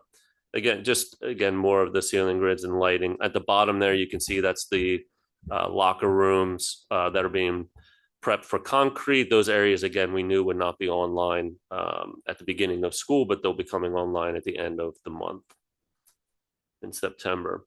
So here you can see West. West lower level was an area that was in desperate need of renovation. So you can see the new layouts and partitions going up in the team rooms down there for the showers and the bathrooms. Like I said in the beginning, the lower F levels, the ones you see here, will be coming online September 18th. The lower E levels, unfortunately, I couldn't get into those areas on Friday, but they'll be coming online at the end of October. The top picture here you can see is what will be the new renovated weight room. So we have all new equipment that'll be going in there shortly, as soon as that space is turned over to us. And again, just a team room renovation down bottom there. High School West, this is just a picture of the work still going on in the original auditorium theater. And at the bottom there, you can see in the Walsh Gym, that's the ceiling I was talking about, and a new air-conditioned space over at West. Okay, just getting into some pictures of the main offices and security vestibules. This is Barton from the outside, and you can see the inside.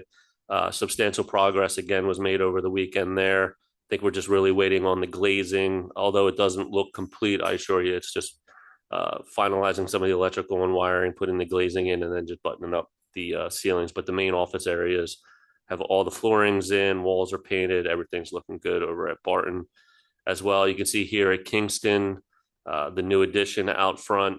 I just right before this meeting got back from Kingston. Kingston's going to be similar to Rosa, is going to be a Sunday night photo finish.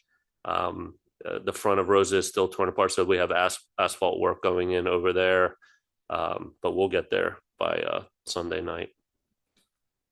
James Johnson, a lot of work being done at Johnson. Obviously, they had a new APR, a new playground last year, so we are doing the parking lot obviously this summer, and this is the new security vestibule going in at Johnson.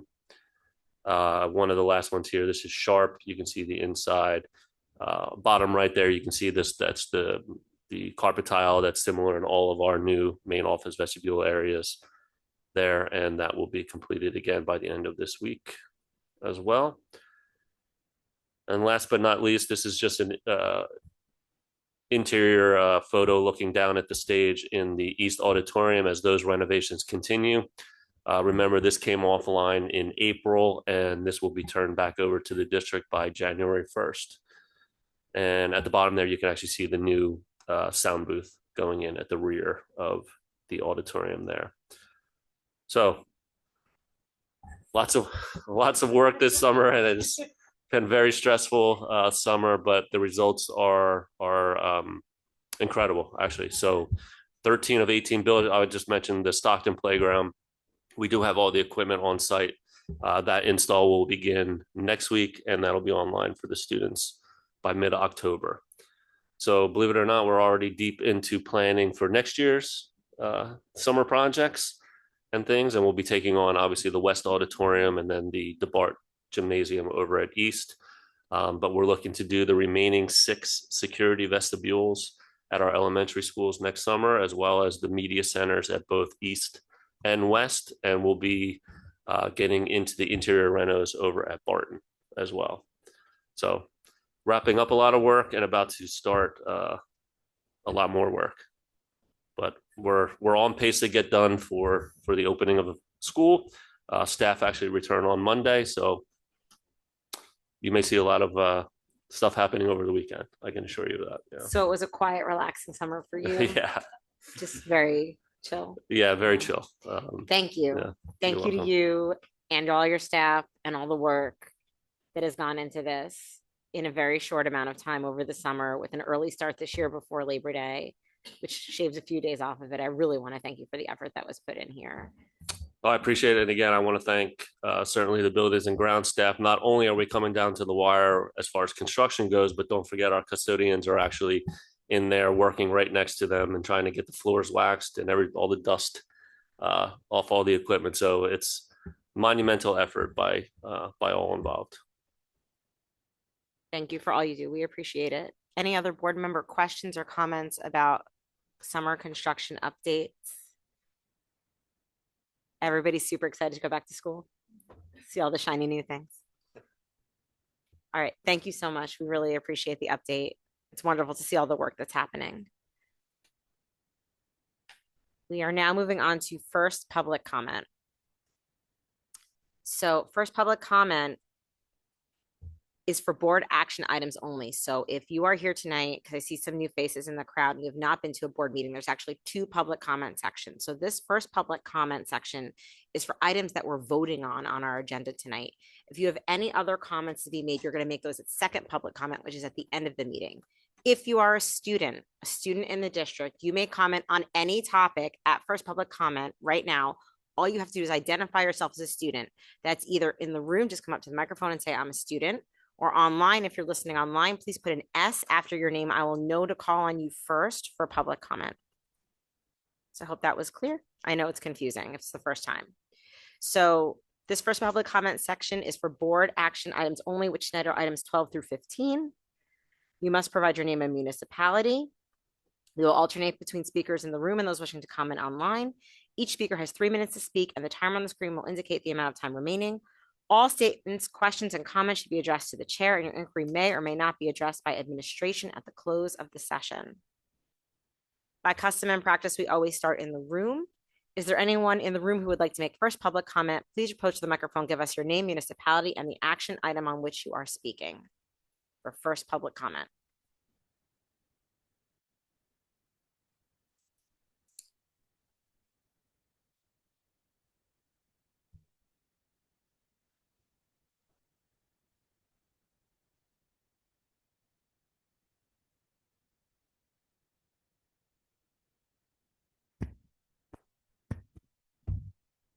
Check.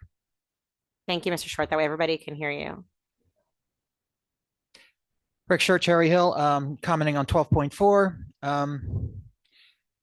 So this goes under curriculum. And again, we have the land of misfit toys where we've normalized crazy culture proficiency people. Guys like Ibram X. Kendi, who hates capitalism and infers just doesn't like whites. And we also have good old white privilege, which is also Mr. Short, I'm sorry. Which action item are you speaking on? 12.4. The This is an endorsement of curriculum. audiologist. Oh, I'm confused. I'm sorry. 12.4 is an audiologist. 12.1. That's just the consent to approve the whole list. We've got Yeah, conferences out of district. Yeah, 12.1, the entire list of curriculum. Do you mean 12.5 or 12.6 perhaps? Okay, 12.5. Okay. So this is the readoption of curriculum for the year. Yeah.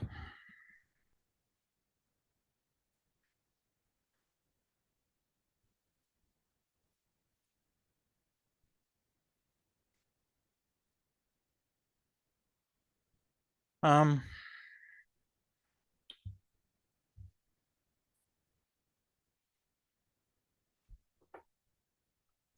oh, well. Mr. Short, I'll keep going with first public comment. If you know which action item that you want to speak on, we can reset the timer, but I need to know which action item you're speaking on. That way I can record it properly.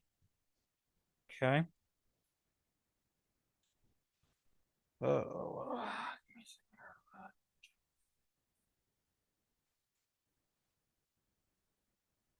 Well,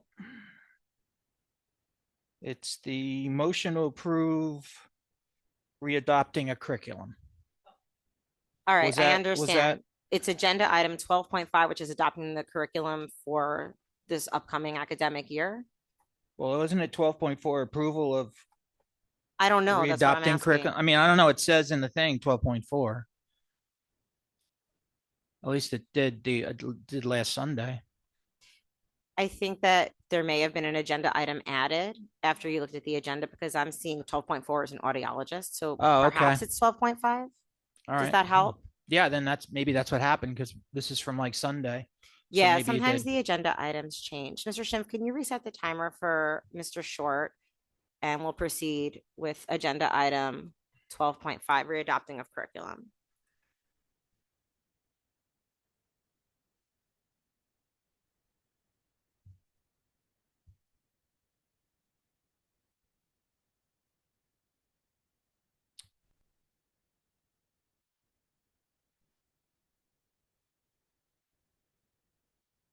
All right. Yep, I know. All right. So the question is, I guess I'll just cut to the chase. But, oh, here we go. So all these consultants that you have are just not normal. They're just pure people that teach white hate. They're just pure race baiters. And you just acknowledge it. You just accept it.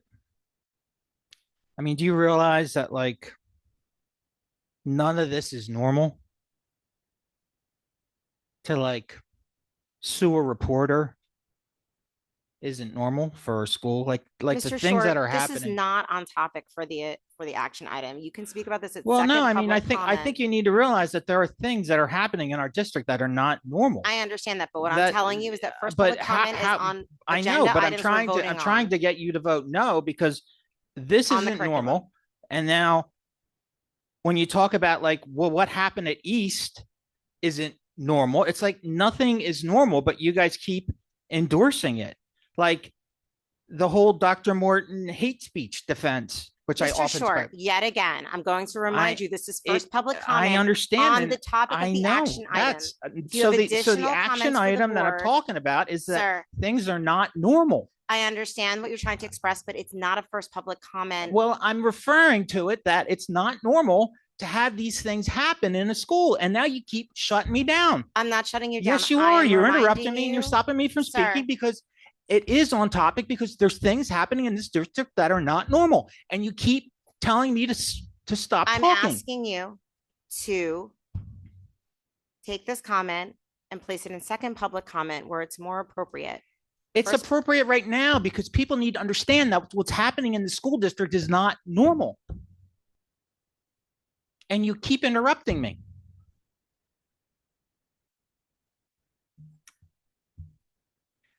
All right.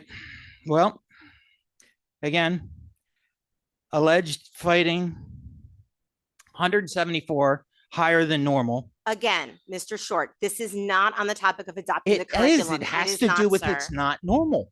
This stuff that's happening in this district keeps happening because it's not normal. Thank you I'm for your done. comment. Looking online, I don't see anybody who's calling in for first public comment. Is there anybody else in the room who would like to speak in first public comment, which is on action items for tonight only? Seeing no one in the room, seeing no one online, I will close first public comment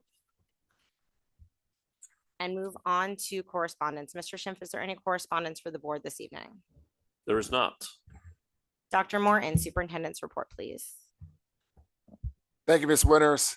So happy New Year to all. We are just now approximately a week away. This is a joyous time for us as we welcome back our students. Many of our students will be starting school for the first time. Many others will be entering grade levels or schools for the very first time. We have a few soon to be seniors at the high school level in this room, and there's tremendous excitement for all involved.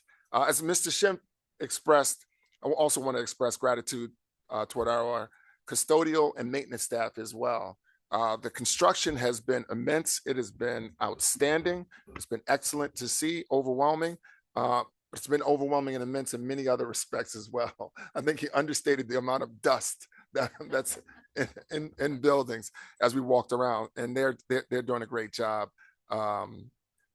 Optimistically and positively, just cleaning buildings and preparing these buildings for the return of our students. With that said, the return of students will occur on September 2nd. This day will be an early dismissal day for students in pre-K through 5, full day for our secondary schools. And Ms. Winters, I'm sure I'm thinking what you're thinking when I say that there's always a chance for summer reading to be completed. Absolutely. So please, if you have not completed your summer reading, please make sure you get that done prior to the start of the school year. And if you have completed summer reading, it's always a great time to pick up a new book and read about a great topic. Student orientations, as we heard at the high school level, are currently taking place over the next few days. They'll take place at all levels in all schools. Great opportunity to get introduced to the schools and to continue to gain familiarity and understanding. On the staff level, we completed new staff orientation today. We had about 50 plus participants in that. It was truly a collaborative effort. Thank you to Ms. Staffen, Dr. Mahan, the CNI team, all of our central office team members, HR, of course, and everyone else who allowed this hiring season to be a productive and a positive one. Definitely looking forward to seeing the impact that our new staff members make within our buildings. All right, I think with that, I will close my comments. Thank you. Thank you. Do any board members have old business this evening? I have a tiny bit of old business, which is that Cherry Hill is part of the Fair Funding Collective, which is the statewide group that's advocating for fair funding. The leader of that group, which is Ms. Kelly Hinkle, who was the board president in Haddon Township, had a meeting with the department today to talk about progress on that. There are going to be listening sessions coming statewide in the next few weeks. And shocking no one, Cherry Hill has raised its hand to be part of that. I would love to see a Department of Education listening session on the funding formula here in Cherry Hill so that our community, which has been so active and involved in securing fair funding, has the opportunity to speak on that topic. So I asked Ms. Hinkle as our leader for the group to put that forward, and she did, and they seemed receptive. So I will keep you guys apprised of what happens with that, but I wanted to let you know that the work continues. Cherry Hill continues to be out front in the fight for fair funding. The expectation is that there will be formula revisions that will happen for this year for 26 and then again in 27. And we are actively putting together white papers and other information on what we think some of the issues are with the current formula and how it could be modernized to better meet our needs. I want to thank again Ms. Palmer and Ms. Cummings for assisting with the fair funding effort. It's a big lift for us to be focused on the statewide advocacy piece of it, but I think it's really important. Does anybody have any questions about fair funding? And I will continue to give updates as they come. If I do hear where the South Jersey location will be for that hearing and the date, whether it is in Cherry Hill or it's somewhere else, I will let everybody know immediately through the Fair Funding Group through Zone PTA. And everywhere else we can tell them. And no more questions? All right, we will move on to our action agenda for this evening. And the first thing is the approval of the minutes. I'd like to make a motion to approve our minutes of agenda items 11.1 through 11.4 as presented. Is there a second? Ms. Palmer, any questions on the minutes? Mr. Schimpf, can you please open the vote? Mr. Schimpf, I'm going to abstain. And also my computer is now going through a reboot, so I'm publicly not able to.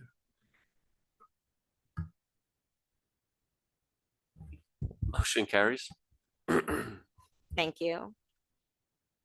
On to the CNI agenda. The superintendent recommends and I move the following: curriculum and instruction items 12.1 through 12.8 as presented. Is there a second? Ms. Mansano, any questions on CNI this evening? Mr. Fain, keep me honest if you have anything, just please say something. Seeing no questions, Mr. Schimpf, can you please open the vote? Mr. Schimpf, I vote yes.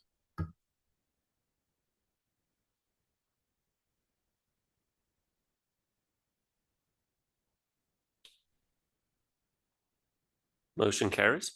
Thank you. Mr. Greenbaum, BNF agenda, please. Thank you. The superintendent recommends, and I move the following: action agenda items 13.2 through 13.4 as presented. Do I have a second? Ms. Cummings. Any discussion or questions? Seeing none, Mr. Schimpf, please open the voting.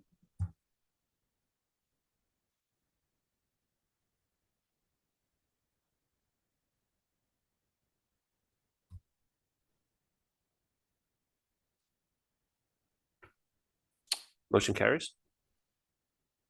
Thank you. In Ms. Stern's absence, I will move the HR agenda. The superintendent recommends, and I move the following agenda items 14.1 through 14.11 as presented. Is there a second? Ms. Cummings, any questions on the HR agenda this evening? Seeing no questions, Mr. Schimpf, can you please open the vote?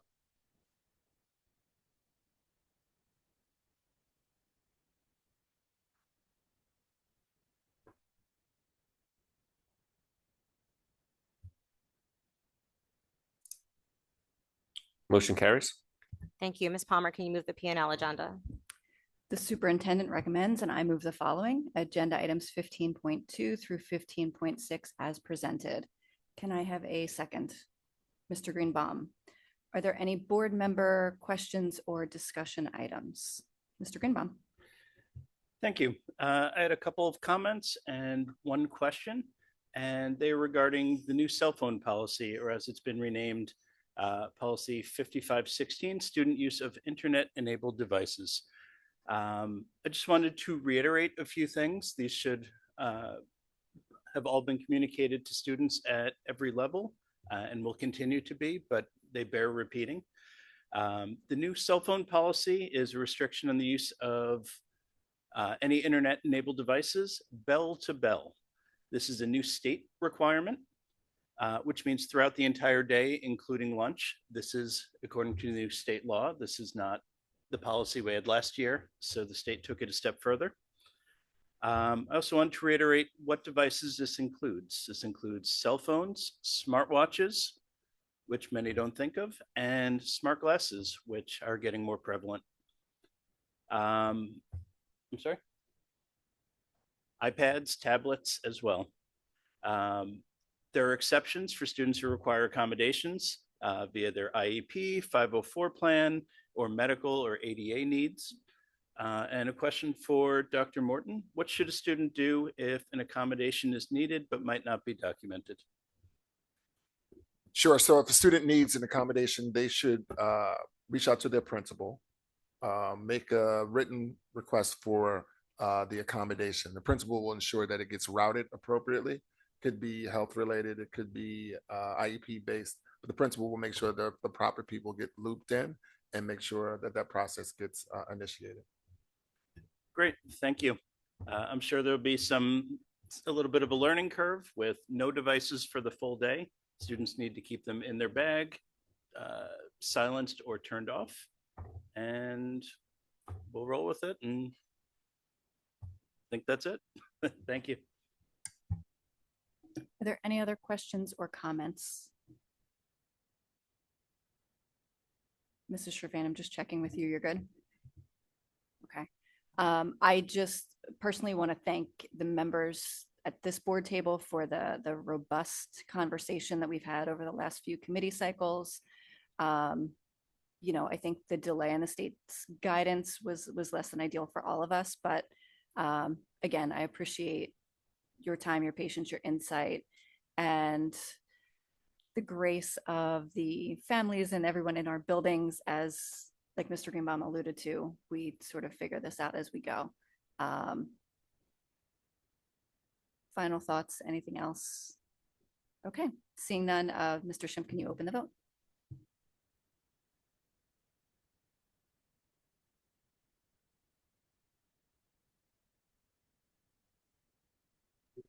Mr. Schimpf, I have to abstain from 15.2 as I was not there.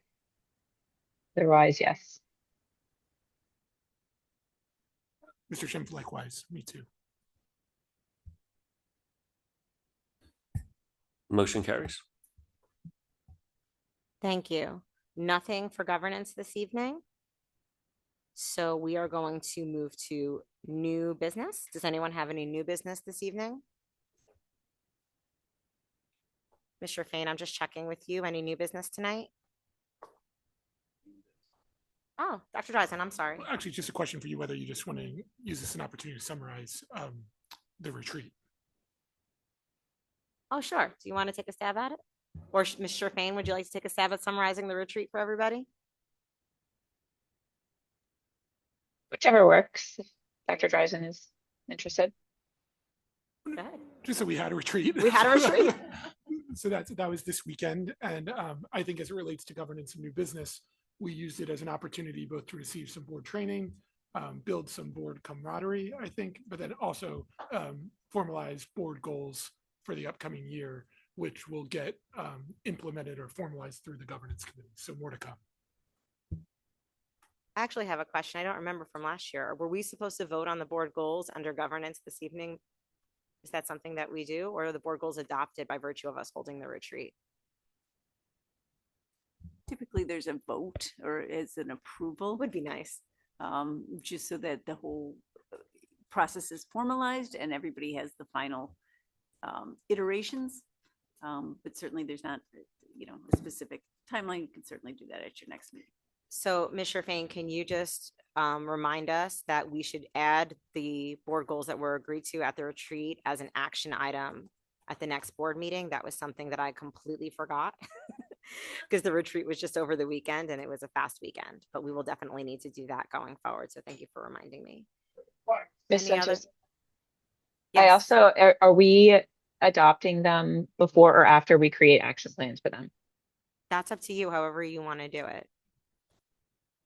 Okay, we can talk about that. Yeah, I mean, I think we were all in agreement on what the goals will be. If you want to do the action planning process first and then adopt them all together, that makes sense to me as well. I just don't want to forget to do it because this is only our second year of doing board goals. So it hasn't become really a routine yet. So just keep me honest. And Ms. Winters, on that note, maybe this is more for you, but do action plans require board votes or just the goals? Just the goals. Right, so. Whoever governance wants to approach it is totally fine with me. I'm just thrilled with the goals that we have. I think they're really good for this year and I'm looking forward to it. Any other new business tonight? Okay, seeing none, I'm going to move us to second public comment. This is the public comment section for any topic. So any topic that is related to the business of our public schools. Public comment is an opportunity for members of the community to provide input to the Board of Education on educational issues. The board welcomes diverse opinions on relevant matters. However, statements that are abusive, obscene, or which are demean or defamatory to any individual or any group of individuals will not be tolerated, as such comments are disruptive to the orderly operation of this meeting. Speakers wishing to provide the board with information which is not relevant to the district operations may communicate directly with the superintendent and the board president via email or other alternative means. So, similar to first public comment, you'll approach the microphone And you will get 3 minutes. You will give us your name and municipality. Mr. Schimpf will run the timer for us. All right, good evening. Robert Ianni, Cherry Hill. And thank you for the opportunity to speak. On January 5th, our family lost our home to a fire. Our home was deemed a complete loss. And we have been temporarily living in Marlton until it's rebuilt. Following the fire, Cherry Hill School District provided our family with a great deal of support. Transportation was arranged for our children so they could remain in our schools. We were told transportation would continue for 1 year through January 2027. Throughout the summer, we remained in communication with the district to ensure everything was in place for September. We communicated on June 1st, June 25th, July 14th, August 3rd, August 10th, and had every reason to believe transportation would continue. Then on August 18th, less than 10 business days before the school started, we were informed that transportation would no longer be provided. For further details regarding our situation, some of the comments made to our family, please reference the email we sent on Saturday. And I understand it was out of business hours, but we understand that Cherry Hill is a large school district and policies and procedures must be followed. However, given the circumstances and short notice provided to our family, some of the comments made during the process we believe were very unprofessional. Our children have already lost their home and nearly everything familiar to them. Their schools, teachers, friends, routines have provided some of the only stability they have had. So our home is actively being rebuilt in Cherry Hill. We expect to return in December. We're simply asking for approximately 3.5 months. That was what promised in the beginning. We're also asking the board, what is the district's process for notifying residents when a service or recommend or accommodation that they have relied upon is discontinued? Is a required notification period, and should that notification be provided in writing? We relied on the information provided to us for months, only to receive a different answer right before the school year started. We are not asking for an indefinite exception. We're just asking the board to reconsider and bridge this gap for 3.5 months until December. So thank you for your consideration, your time. Thanks. Thank you for your comment. And just because I don't know if you've ever done public comment before, I just want to clarify that the board is not going to respond like directly in the meeting. Yes, so that was my question. So how long does it take to respond? So you're not going to, so I responded to the email that you sent on Saturday as board president on behalf of the board. The superintendent or member of administration may respond at the end of the meeting, or they may respond to you after the meeting, after they look at the information provided. But I just didn't want you to think that because I'm saying thank you for your comment and you go sit down, that I'm being dismissive. No, that's just the process of public comment. And I know it can be off-putting to people if it's their first time. So I just wanted to explain that to you specifically. That way you understand that we're going to listen to everybody's comments and write everything down, and then responses will come, not tonight, but subsequently. Sure. Do you have any idea when we should receive a response? I do not. Okay. Does it go to the next vote? So there's no vote being taken. Okay. So, I mean, we're not, I mean, this is like, this right here is usually not what we do. I just wanted to let you know that you, like, if I didn't want you to think that I was being dismissive of what your family is going through, because I'm going to say thank you for your comment, move on to the next caller. Understood. But we are listening. We are taking notes. We did hear you. And I wanted to just be clear about that. Okay. Thank you. So everybody has it. We got it. Thanks. Thank you. Now I'll go online to the caller with the phone number ending 788. It's your turn. Please unmute and give us your name and municipality. You'll have 3 minutes. Hi, my name is Jeffrey Podowitz, or Dr. Jeffrey Podowitz, and I live in Cherry Hill, New Jersey. Dr. Mahan, our assistant superintendent, who's kind of in charge of preschool, used a term that everyone listening to me has to understand: preschool expansion. And when it comes to aid that we received, which is not enough from the state, preschool expansion aid. That means after a 5-year period, that disappears according to the state. because we have a 5-year plan to expand to 1,700 or 1,800 students. Now we have 53 classrooms we're going to have next year times 15 students. You can do the math. And no one is talking about that. No one is talking about that according to the state.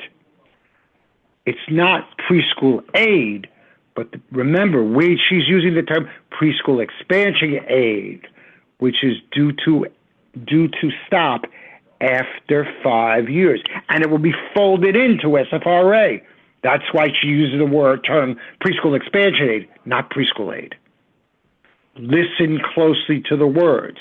That is a ticking time bomb, because that will be funded as per the SFRA formula. We're in trouble as it expands. Already we have how many kids? Maybe 1,000. Oh, by the way, the state doesn't pay for kids with disabilities at all. No, that's because they're giving us so much aid already. Nothing. They don't pay a cent because that comes out of our regular budget, and they think that's fair. So the kids with special ed and in those inclusion classrooms, no, they don't pay for that. Look at Bill 3910. That's a Senate bill number 3910. Read what it says. Also, the commissioner allows you to use some of that extra money that they give us for summer programming for preschool students and for professional development, for preschool staff, preschool. So that aid money can go to other things, including summer programming. Read that bill and understand what the words expansion aid mean. A ticking time bomb as they continue to decrease our aid. Right now, they think we get about 20, we're getting about maybe 27 million, and they think that's too much. We deserve less. 24 million, 23 million, less, about $5 million less than we got in 1989, 1990. Thank you, Dr. Okay. Potowitz, for your comment. I appreciate it. Going back to the room, is there anyone else who would like to make second public comment this evening? Please approach the microphone.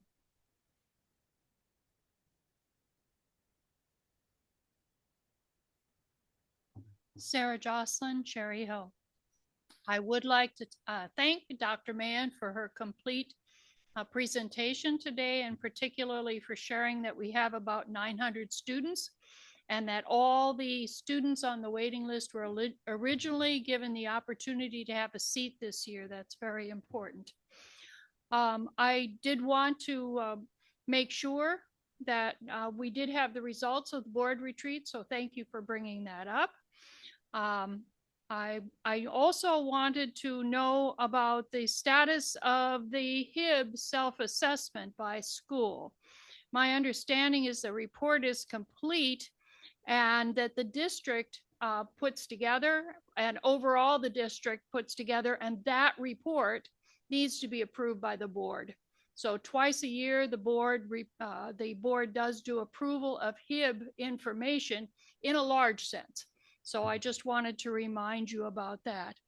I would ask whether there's been a discussion about the impact of the state calendar, because there was a proposal that all districts have the same spring break.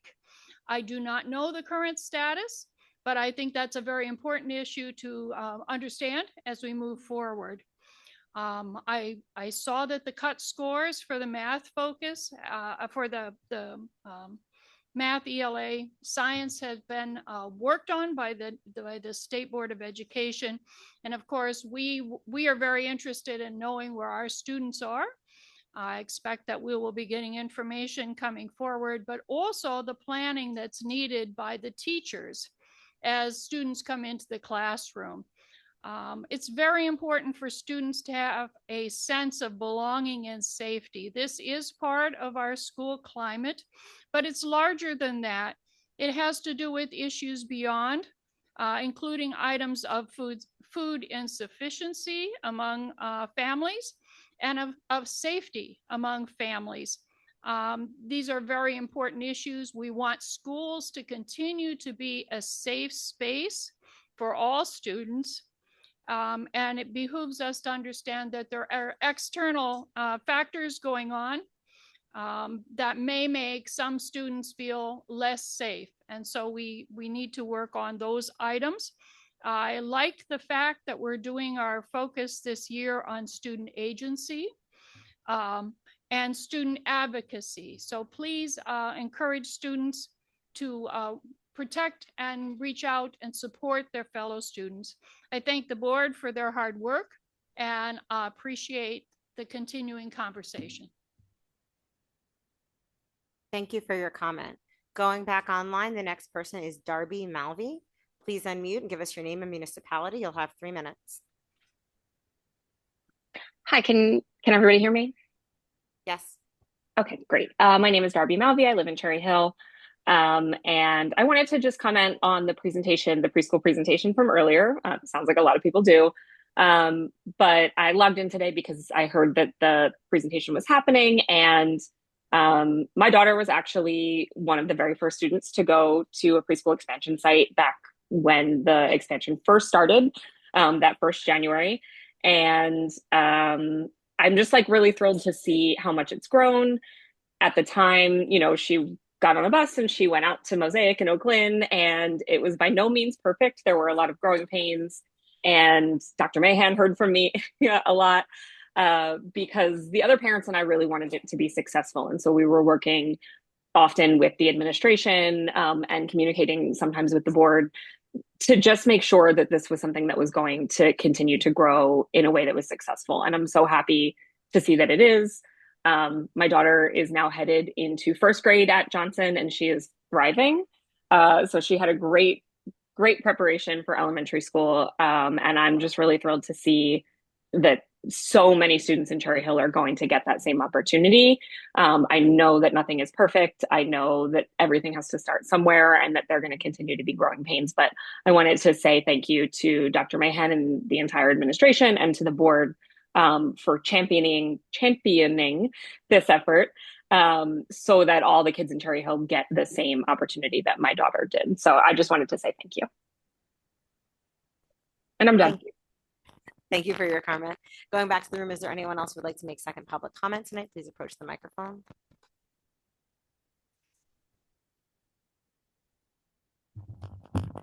So sorry, creek tonight. Ann Einhorn, Cherry Hill, New Jersey. I didn't know, but I remember bringing up at one of the BNF meetings about a better pathway in the back 40 of Kilmer. And I didn't know if that's something that had been explored while we were doing everything else. I would like to know the cost of ClearGov, or do I need to Oprah that request? I do have the line by line budget that I requested, which I appreciate, but I don't even know what line item to look under, but if you could help me with that, I would appreciate that. I will say, since I attended that presentation on Saturday with the fellow board members, that was the best New Jersey School Boards presenter I've ever seen. I also appreciate the fact that you worked like a real working board with collaboration, thoughts, and responses. I would suggest to Ms. Serfane, though, that when you publish or do your board goals, that you should indeed have action plans, particularly on, I think it was the second board goal about communication to the public. I still think it has needs. So I would hope that you would also establish your action plans. To Dr. Mahan, you are going to go far. I have known you a long time, and the amount of time and dedication and expertise that you've contributed to the pre-K program is absolutely phenomenal to me. And I hope you stick around for a long time. And I will say that even though we're budget conscious, that the buildings and grounds man who was doing the lawn cutting during the earlier part of the evening deserves a bonus. Thank you. Thank you for your comment. Going back online, I don't see any hands raised right now, so I'm going to stick in the room. Is there anyone else who would like to make second public comment this evening? Going once, going twice for second public comment in the room. Going back online, is there anyone who would like to make second public comment this evening?